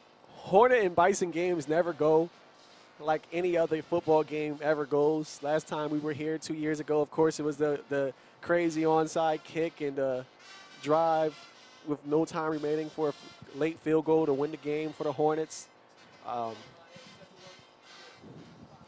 I mean, Derek, that was a great catch. I'm going to be honest. I'm taking my broadcast hat off. That was a great catch. You try to, hold everything in. You saw the way he adjusted. A kind of a back shoulder throw. I don't know if they meant to do that, but catches it, keeps his balance, and stays inside. Yeah, and it's just he's been terrific. And he wasn't matched up against Hunt. He wasn't on Hunt. He was on one-on-one with a different corner, and they took full advantage on that one. I don't understand the single high safety look that we've seen all of a sudden, because Scott is the guy you have to double team. 31-25 is our score. Hornets only down by 6. we'll see what happens here. I mean, these games, like I said, always come down to the wire. Pretty high scoring usually in the 30s. Still in the third quarter, Derek. Still a whole quarter plus to go. And let's see what happens down to this finish. One thing that cannot happen is the special teams always makes mistakes, it seems like, in crucial moments. Just want everything to work out the way it should.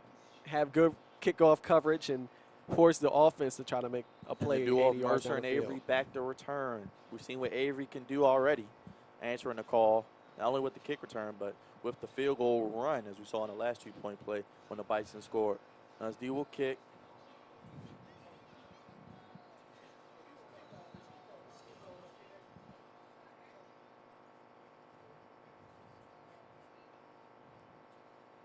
Now as D's kick is a squib again. It's going to go to Avery. Avery runs right, nowhere to go. He is gobbled up there immediately on the play. Looked like Tariq Anderson with the hit on that one. Actually, I'm sorry, that was Jonathan Jones, the receiver, who made the big hit.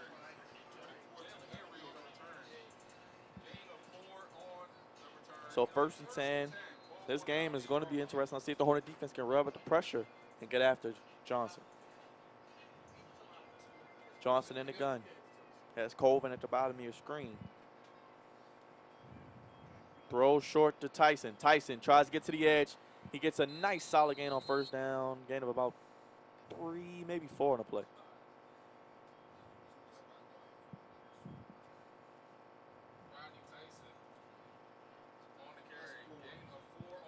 So a gain of 4, 2nd and 6. Ball moves to the 32. Bison's with a 31-25 lead. Keeping that tempo. Looks That's like a it's going to be a free free play. Has a man, and that is knocked away, but it looks like it's going to be offsides on the Hornets. And good job by the Hornets, at least recognizing that, okay, it's a free play, but we can't let them get a conversion on this one. Good job by Barrett getting his hand up. I think it was, who was it, Sherrod that looked like that jumped offside?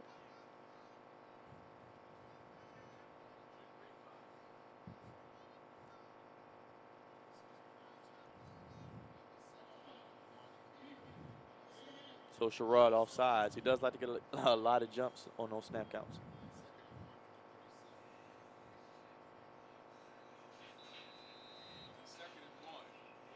So 2nd and 1, ball moves to the 37. Hornets trail 25-31.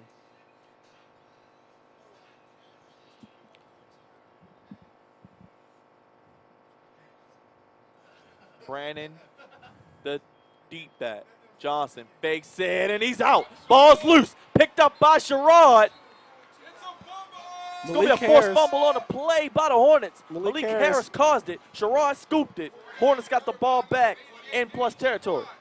Huge play, huge turn of events. They continue pressure on the quarterback, and they finally get the turnover. And it looked like actually it was Raphael Whittingham, 43, with the forced fumble on that play. He's made a couple of big plays today. So the Hornets do exactly as I thought. Rev up the pressure, create a turnover. How many times have we seen this defense somehow come away with a much-needed break for the offense? Yeah, we've seen them do that a lot of times. And once again, we have one-on-one coverage on the outside. They're going to have the weak side linebacker might help on Scott on a low route, but if they want to take a shot deep, they have it. Lane drops back. He may do it here. He's going to do it. Takes it again to Scott. Scott. Pass is incomplete. I think the Bisons knew where he was going with that one as well. Yeah, and Lane took a shot, which made the pass kind of sail on him. But to see the strategy they're doing to guard Scott, they're bracketing him with the weak side linebacker, Jason Day, to cut the short route off, which allows the corner to play further back, which makes these deeper routes a little harder to throw. Well, it'll be 2nd and 10 at the 30. Still in the third quarter, folks. 2:22 remaining to be exact.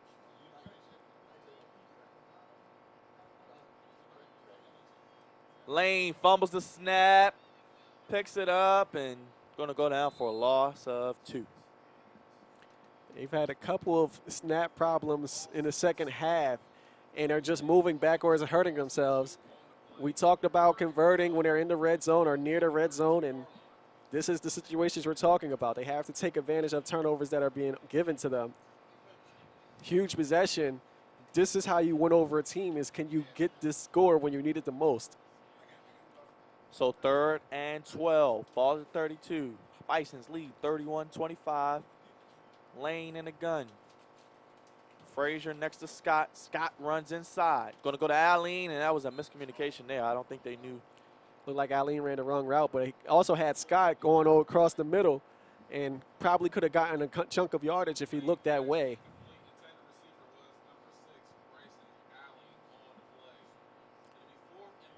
So 4th and 12, and they will punt. And I'm confused on why they're punting. They've went on 4th down basically the entire game, and now they have a chance to take the lead, and now they're deciding to punt it. I understand it's 4th and 12, so I guess, but they've had trouble. They've had trouble with punts in the past. Well, after this McGahee punt, we got some great news in the MEAC, well, some interesting news, and this is a beauty. It's going to go inside the 5 again to the 4 to the 3, actually. And McGahee does it again. Derek just handed it over to us. North Carolina Central beats North Carolina A&T 21-16. So what does that mean for the MEAC? Basically, if Bethune-Cookman loses, then North Carolina Central will be the one in the Celebration Bowl. And if it's a 3-way tie, it still goes to North Carolina A&T. But a huge turn of events because A&T's been so dominant. A lot of people have already kind of thought they were going to win. But 21-16, kind of a mild shocker there. Definitely something that shook a lot of people up here in the press box, and news to us as well. So something we got to look forward to. Hornets just coming from the North Carolina two-step, losing both games, as you know. Johnson at his own 3, hands it off, and got hit there's immediately. nowhere to go for their running back. Looked like Harris was again. And there the Hornets done a first. great job. Yeah, and they're basically at that 1-yard line. They can force a turnover. You're going to get points. Now let's see how much trust they have in their young quarterback. What do they do? I don't think they have too much trust in him in this position because he holds on to the ball a lot. When you're backed up in your own end zone, that ball has to come out quickly.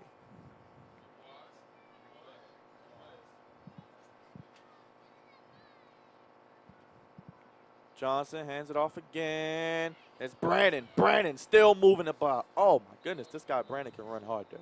Had shades of what he did last time they were backed up in the red zone, where he ran at 76 yards down. But didn't do it that time, but got them a first down.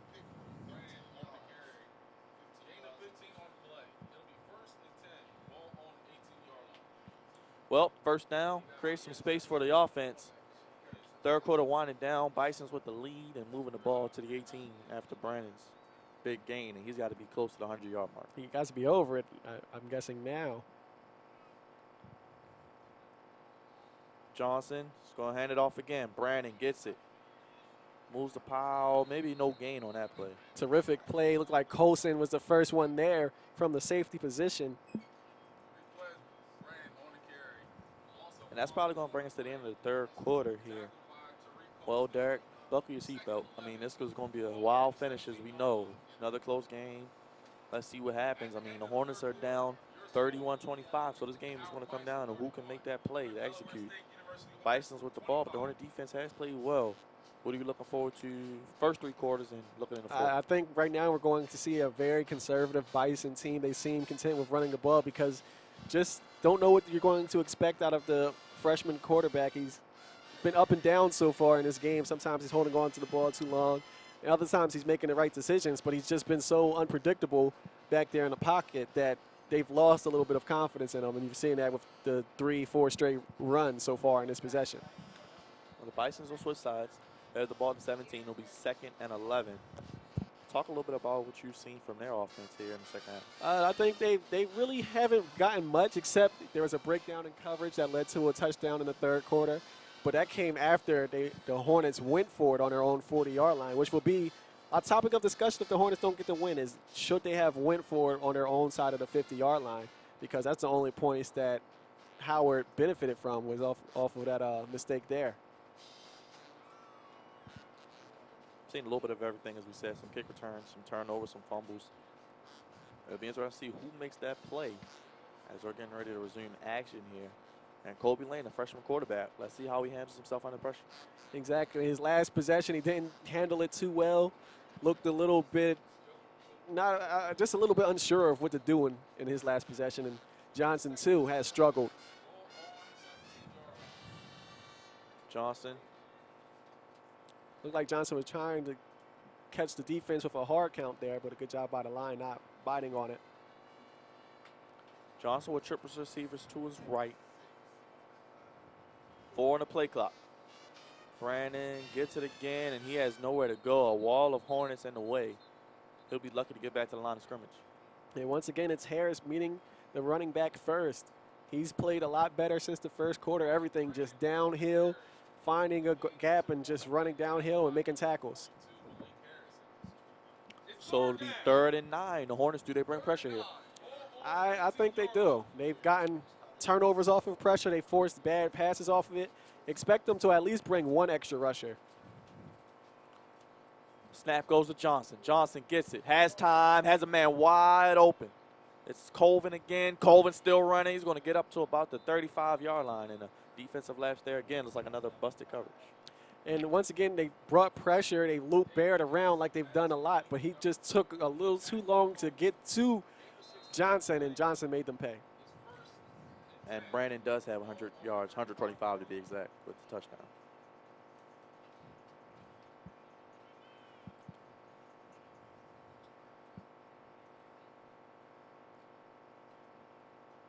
Brandon in the backfield, gets it, runs, hurdles, and gains about 1. Have to be careful hurdling in the midst of all those defenders there.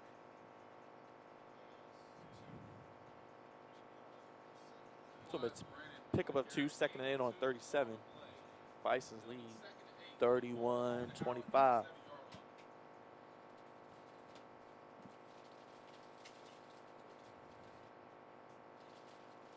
Johnson fakes it, drops, steps up. It's going to go down again. And once again, when they're not running short routes, he just doesn't throw the ball. Rashawn Barrett on the sack.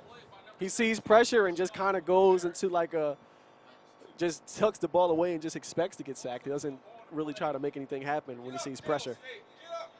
3rd and 11. Ball on the 34. Hornets definitely need a stop here. Bisons with 3 receivers. Hornets will look to bring pressure.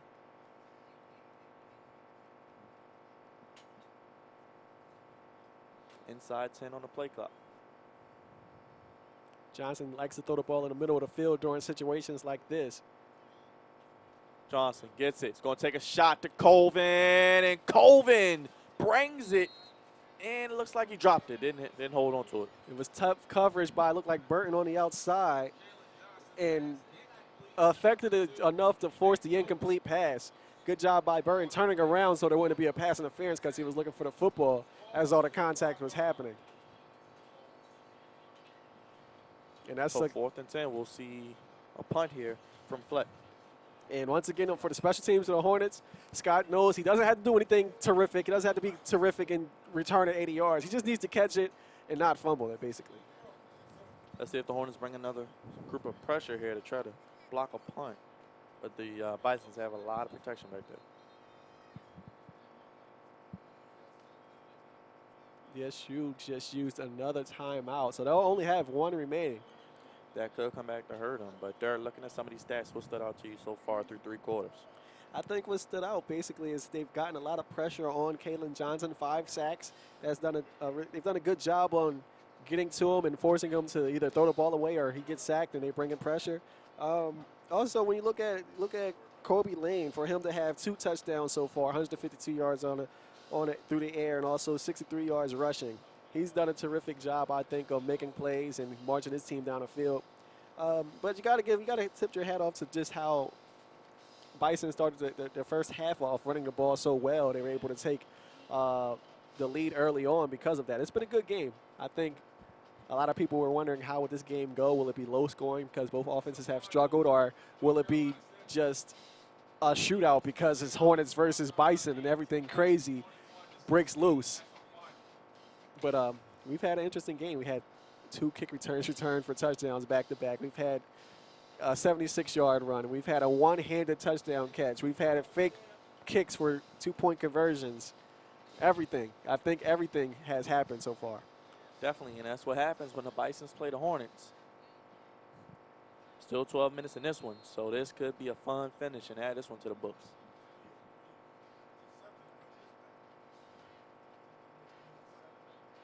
Fleck gets it.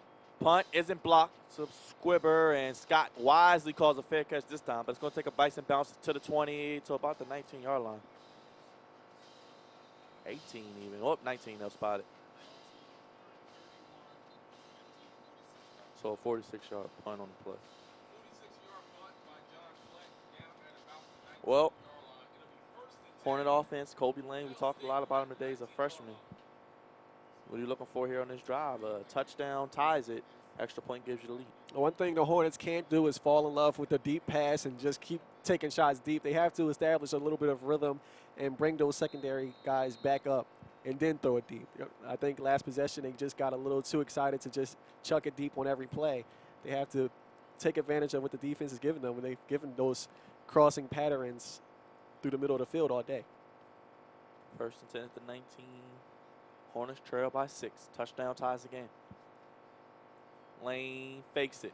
He's going to throw, pumps, has a man, and it's complete. Found Jeremiah Williams. He had Jonathan Jones open. They both ran basically the same route, just 2 different levels of it. He missed the first one and then found the second one. Great job there, going through his progressions, though, and amending for his mistake and completing the pass for a first down. Looks like Matthew Parker hurt his wrist there. He's walking off the field. So first down, gain of 12. First and 10 on the 31 now as we're at 12 minutes remaining in regulation. Lane gets the snap, throws it short, has a man, it's complete again.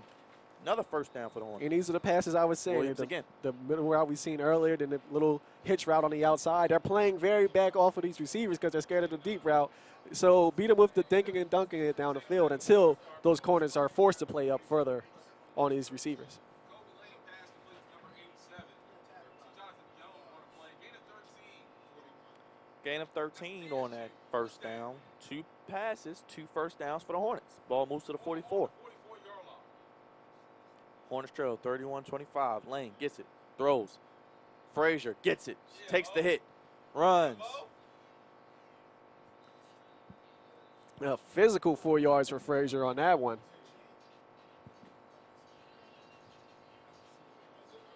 Kobe Lane pass complete to number 8. So 2nd and 6, ball on the 48. 2nd and 6. Ball on the Howard 48-yard line.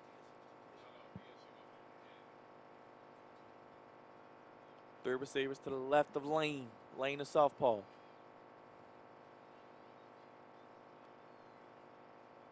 Gets it.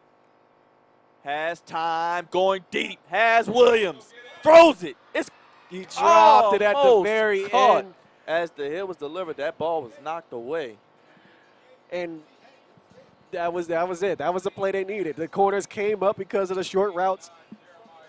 Jeremiah Williams has to bring that in. It was maybe slightly underthrown, but it was there. So 3rd and 6, ball on the 48. Still on the Del State side. 31-25.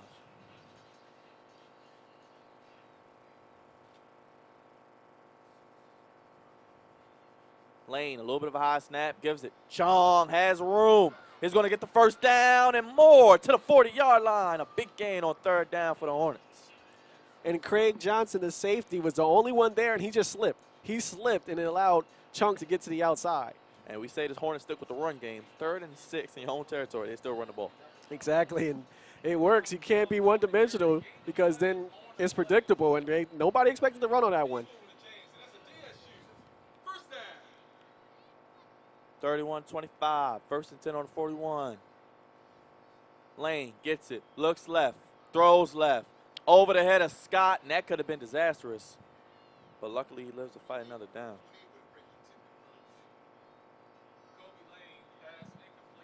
It looked like Kenneth Russ got a hand on it first,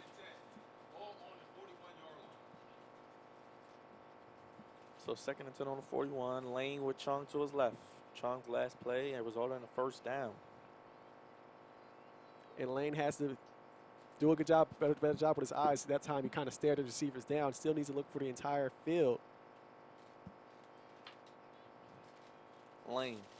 This looks like the same play they ran on 3rd down. Chung has room, has blockers, still moving. And a big run there by Chung. We talked about this guy needs to get the ball more. I think they listened there. And Chung just put his shoulder right into Day and took him for a 7-yard ride for that first down.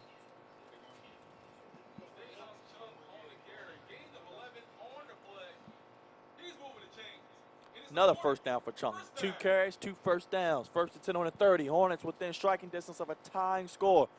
Oh, the ball's fumbled, and Lane luckily falls on it.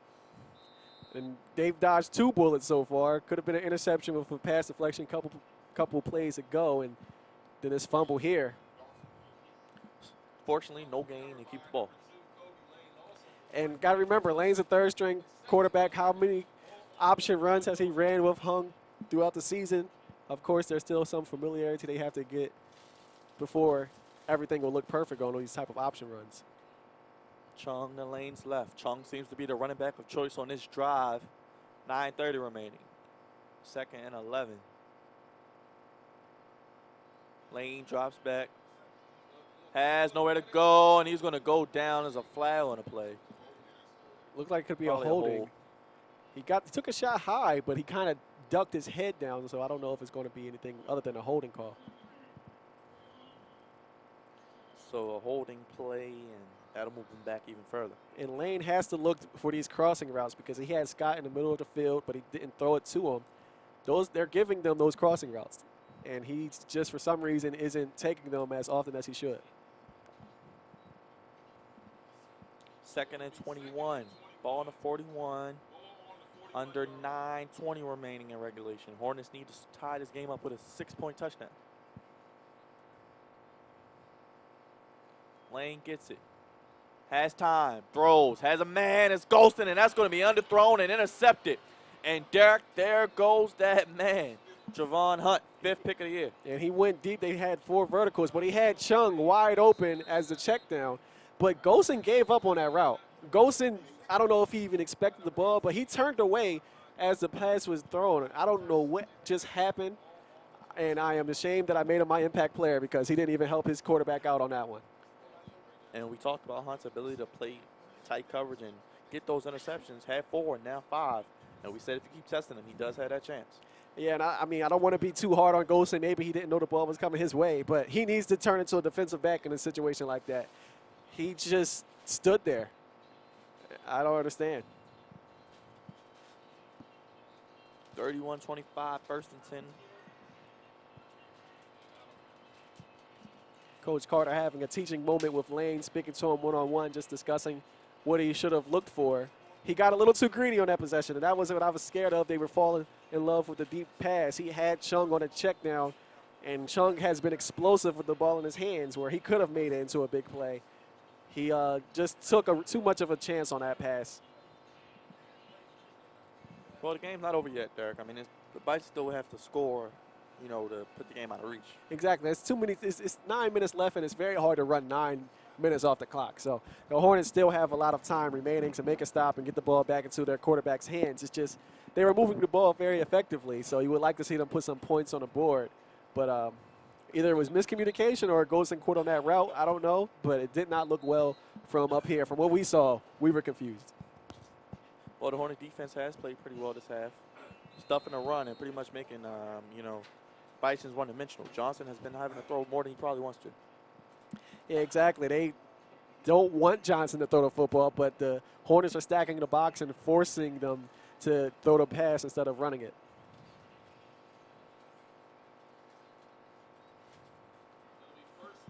I formation for Johnson. Hands it off. And he has nowhere to go. It's Brandon again. And Harris is just meeting him at the gap every single time. And he's making the tackle basically every single time. He's definitely stepped it up and stopped this running game. And also got to give good credit to the defensive linemen of not allowing the offensive linemen to get to Harris. They're blocking these offensive linemen and allowing Harris to roam free, and he's making them pay. 2nd and 9. Bison with a 6-point lead. Want to keep it that way. Drive back down 95 with a victory. It would be their second of the year. Motion here by the Bison lineman. Brandon in the backfield. Gets the carry, and he's upended immediately. And they sniffed that out immediately, and there's nothing there. Looked Josh like Ely. Josh Ely and Sherrod met him at the same time. And then a host of other Hornets clean it up for that one. And you have to run at Sherrod. If you run away from him and don't block him, he's going to disrupt the play. Once again, it's third down. So a 3rd and long, 3rd and 9 to be exact. Hornets can have a chance to get the ball right back.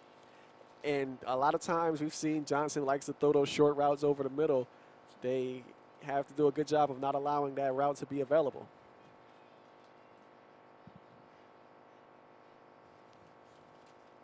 Bear calling defensive signals out. Johnson gets it. He's going to keep it. He's going to run. Nowhere to go, and he's going to be taken down by a swarm of Hornets as well. And the Hornets weren't fooled at all. They had everybody waiting on that run. Every gap was filled. And once again, the defense has made the 3 and out. They've made a stop, and the Hornets will get the ball in good field position. They have to start scoring at some point.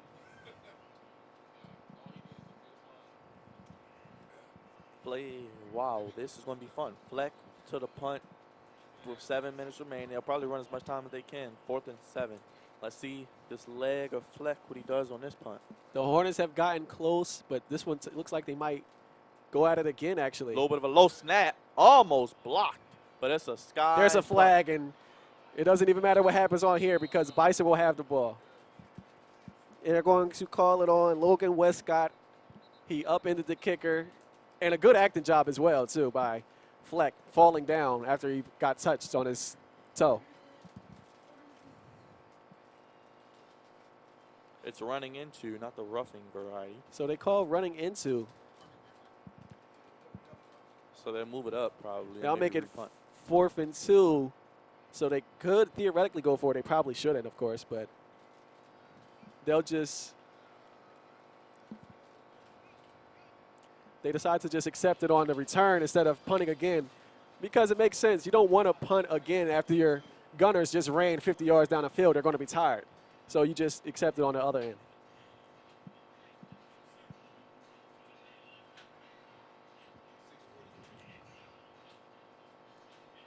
So it'll be 1st and 10 at the 26 for the Hornets. And they get a touchdown. This game's tied there. Exactly. And, of course, everything is an adventure with the special teams after that. But 6 points is all they need to make this a tie game. And basically they're double covering Scott at the top of your screen. Lane, freshman, has the chance to redeem himself after that last interception. Gets it, rolls left. Has an option, but is going to keep it wisely and gets a big gain on 1st down. Gain of 7, And 6, 7 maybe. he is slow to get up. And it looks like Jerron Searley and Searles and kind of ran into each other, and that's why I don't like quarterback runs like that. Have offensive lineman down and your quarterback down. Well, Gilbert Rivera was warming up on the sideline. I guess he knew something was coming, and it was this. They both get up, but Lane looks like he took the worst of it. He's not even moving. He's not putting any pressure. This is why like I said, I was very nervous each time I would see him run because he runs so physical. And he can't put any pressure. It looks like the right foot. Actually, it's the left foot that he's not moving at all. So Rivera, of course has had experience. He has started a few games. Well, ladies and gentlemen, Gilbert Rivera will be back. Been up and down ride for Rivera. He knows, he's the veteran of this group, I guess. What are you looking for from Rivera? He plays pretty similar. He takes his shots, but of course you lose the running option of it. He likes to throw the ball to Scott as much too. But one thing about him is when he gets pressure, he gets a little bit more erratic. Rivera, more of the pocket passer. Can move around a little bit, but not the runner, of course, that Lane is. Rivera's first snap of the day. He was warming up on the sideline, and we will get a stoppage in play, a timeout by the Bison.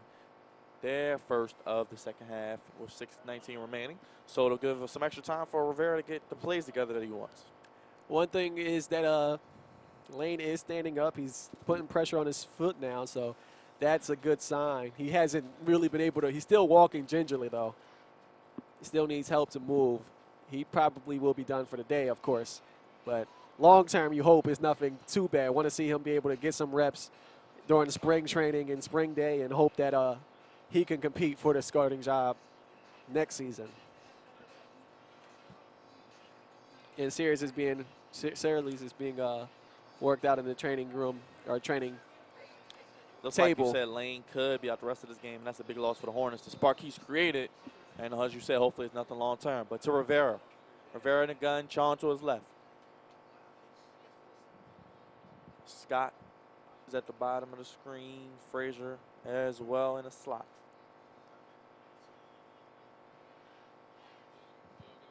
We have 5 on the play clock. Rivera's first snap is a run to Chong, and Chong gets it done, but it's a flag on the play. A flag on a play. Chong's still running. Chong's going to run to the 10, to the 5 for a touchdown, but that could be coming back for a flag. A flag came out basically the second the handoff was made, a flag came back, and it's on the backfield. Looks like it's going to be offsides This will be a huge call. on defense. And that's what it is. And it's offsides on the defense. The touchdown will stand, and Daeon Chung on a running touchdown. And we both were saying Chung has looked terrific on his limited amount of carries. He makes people miss each time. His jump cut just leaves people grasping for air, and that was another example of it. A 64-yard run by Chung. And let's see if they can take the lead. And this is each time something happens with special teams, at least don't get it blocked and let the other team score. I honestly would think they would try. Let's see what happens here. Kick is up. It is good. The Hornets take a 1-point lead and stop the presses. Hornets are in the lead in the fourth quarter. Still 6:08 remaining. A 2-play, 72-yard drive that took only 40 seconds, capped off by Chung's 68-yard touchdown run. Still a lot of time. Well, still a lot of time yeah. left, Derek, like you were about to say. Still a lot of time. The defense has held up very well in the second half. But like we said, no Howard and Delaware State game ever goes as scripted. We know something crazy is going to happen again. So it's something you just have to keep watching. It's coming down to the wire. We know something. This game's going to end on a crazy play somehow.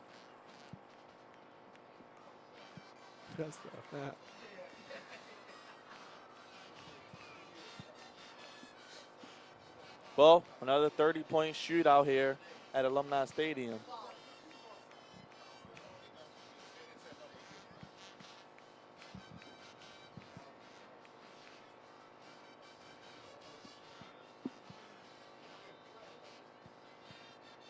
Well, Nuzdi made the kick, had the blocks. Hornets up by 1. He's done a lot of squib kicks. He has not yet kicked it deep. Let's see what happens on this one. Avery back to return. Don't forget he did run back a kick earlier, folks. Let's see if he gets a chance here. He will. That's actually going to go to Mercer. That's going to go to Mercer, and he is stopped. He fumbled. Ball's loose. Picked up by the Hornets. And they're going to You can't return it. You can't return it. call it down. They're going to call it down, forward progress.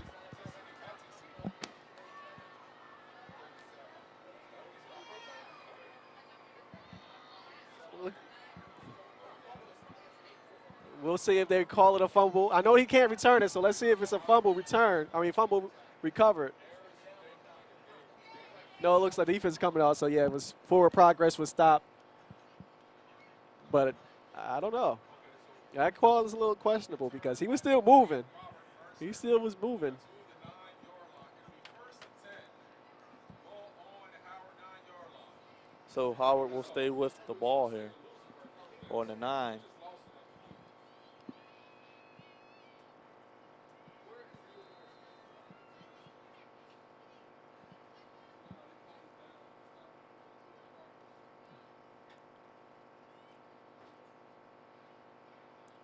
Johnson and the Bison offense get your chance. Johnson running, has room. He's going to get a big game, but a flag on the play. Sherrod was pleading for a hold. Actually, we got a fumble, another fumble. And this game is just crazy right now. This is the craziest This game game ever. is We the have a craziest fumble game we've here. ever Alumni seen. Stadium is going crazy. They call a fumble, flag on the field, a little bit of everything, Derek. Pick your poison. So they'll just decline the holding penalty and, of course, take the fumble.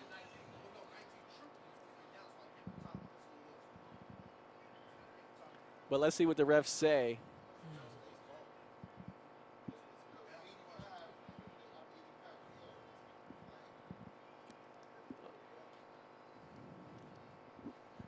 Also looked like J.R. Robinson forced the fumble. I just don't know who recovered it. There was so much going on.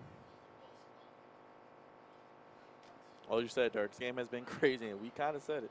Anything can happen. Let's see, how it plays out. Hey, whenever you look at a schedule and it says this team tied before in college football, you know something crazy happens.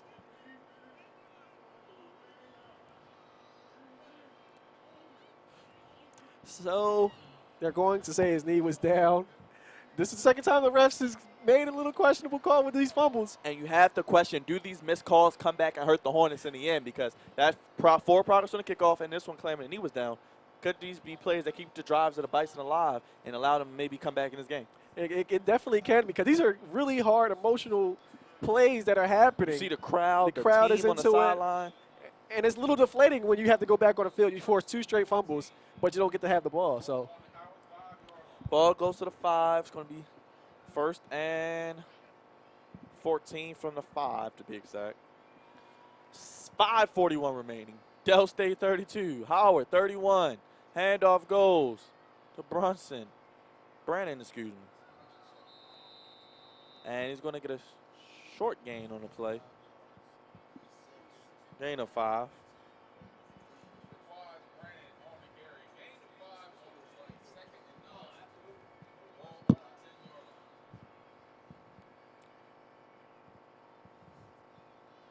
Second and 9. Ball on the 10.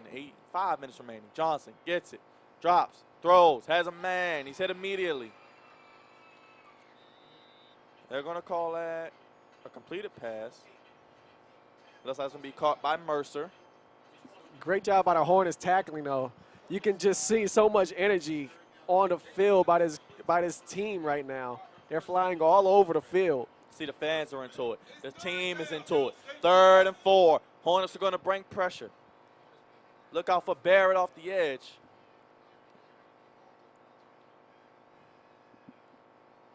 Johnson, let's see what he has in him. Can he make a crucial play for his team? He gets it. Has time for once today. He's going to run, has room, and he's going to slide for a 1st down.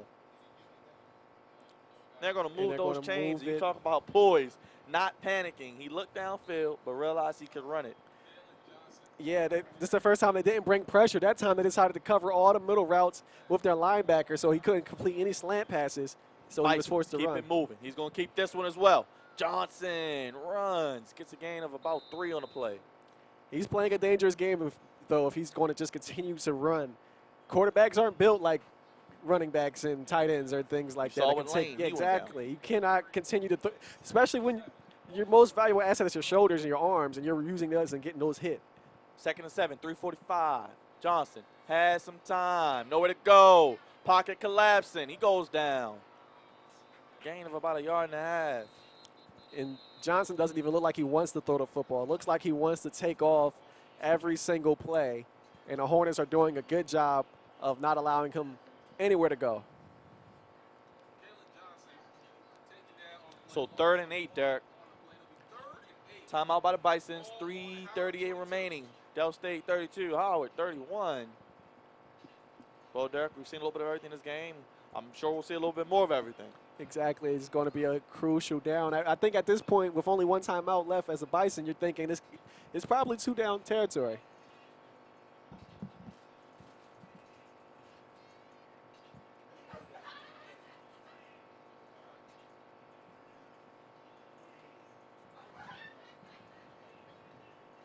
Well, Derek, defensively here, Hornets, what do you do?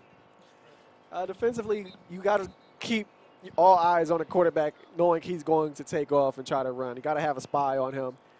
But also, one thing you have to remember, they continue to throw those middle routes. Got to take those away. They've done a good job with that. Third and 8. Ball on the 22. 3:38. Howard trails 31-32. MEAC football, ladies and gentlemen. Johnson gets the snap. Pressure from the Hornets. Johnson's going to throw. That's going to be over the head of his intended receiver.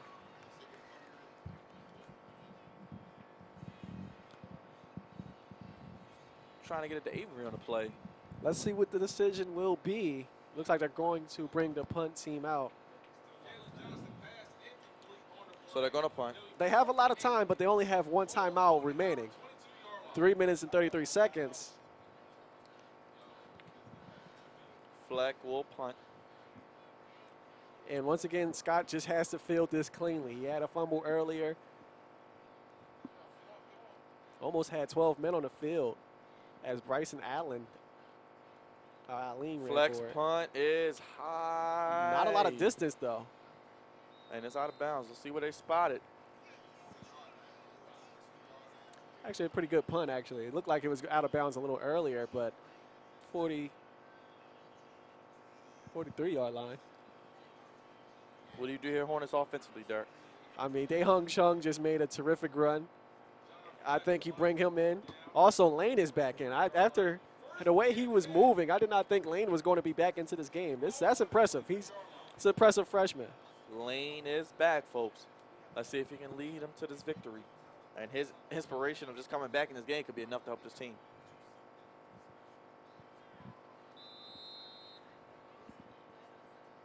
First and 10 on the 43. Lane is back. Lane is back. Chung is back. Chung has the ball. Chung is still running. He's going to stay in bounds.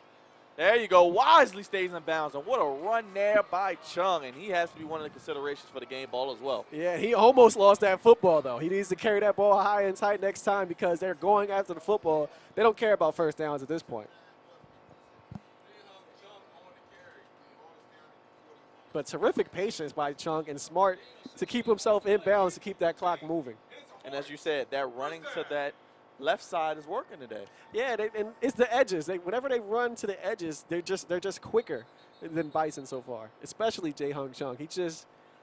Allen is extremely fast, but something about Chung, when he makes his moves, he doesn't lose any speed. When he makes a cut, he seems to be going full speed and never loses his balance. Lane in. First and 10 on the 41. See if the Hornets stick with the ground game here as we're approaching 3 minutes remaining. Good job there by Coach Carter signaling to them to take some time because they were about to hike it with 30 seconds left on that clock. Now they're going to just look and stand around, wait some time. 10 seconds on the play clock.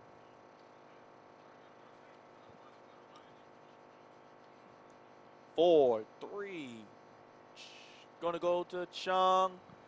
Howard knew it. They played it well. Hornets might have got away with a hold on that play as well.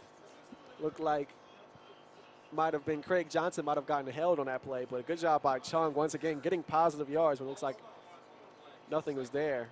He still lost one, but it could have been a lot more.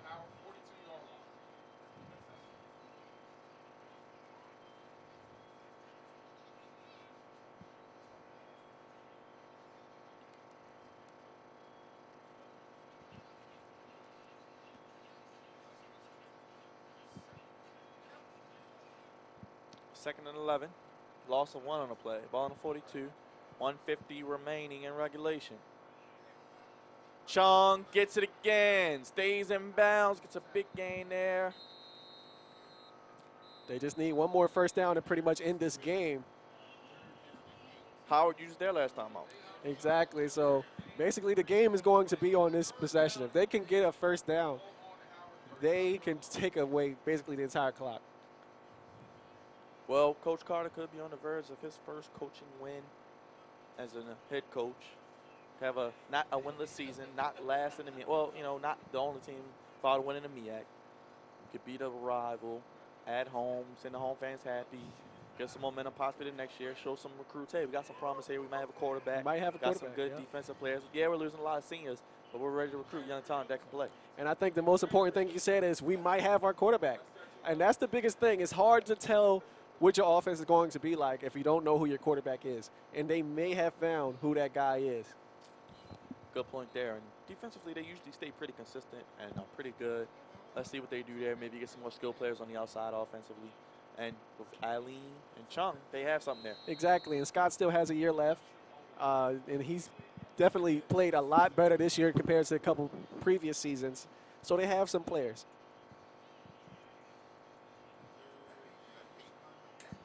Third and 8.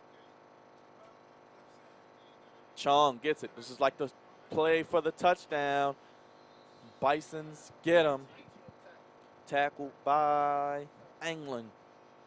1:30 remaining. So Howard will get the ball back with around a 50-second mark. They only need 3, but it's very, very hard to throw the ball in the middle of the field with no timeouts. So we're approaching the 1 minute mark, 4th and 6, ball on the 37. Hornets with a 32-31 lead. Special teams not out on the field yet. I think they're going to just take the delay Take game. the delay game. Gives their punter more space to pin them within the 10 or 5-yard line. So they're actually going to call a timeout 1 second left, so they don't take the delay game. Actually, they are going to take the delay game. I thought they called the timeout. But like we said, first they're going to take the delay game and get their punter some more space. No punt is ever safe, though. Especially with the Hornets. No punt is ever safe.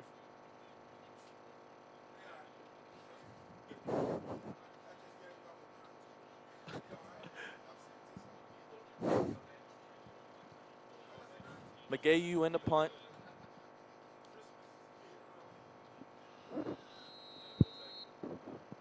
Avery back deep. Maybe he can create some magic here. Hornets have everyone in the block. McGayu, sky high punt. It's going to go out of bounds. Avery hits it. He's tackled at the 1.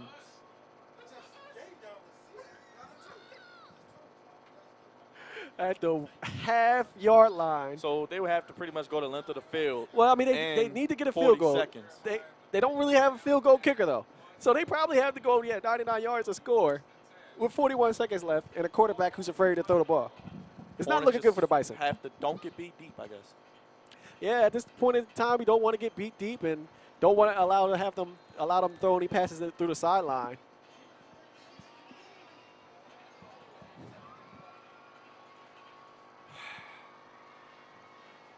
Johnson and the gun. Let's see if he has some magic. Drops back.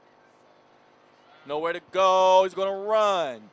He's going to go out of bounds. And the clock will stop and reset. 33 seconds. And the Hornets will live with that.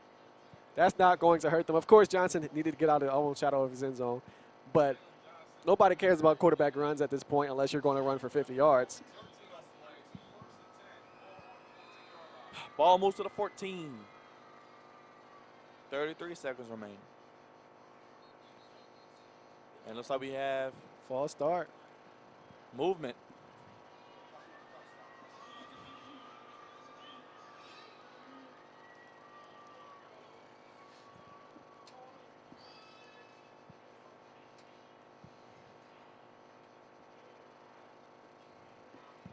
Chance of defense from the crowd. They sense it. They feel it. They know this team's going to listen. They want to drive home safely and happily.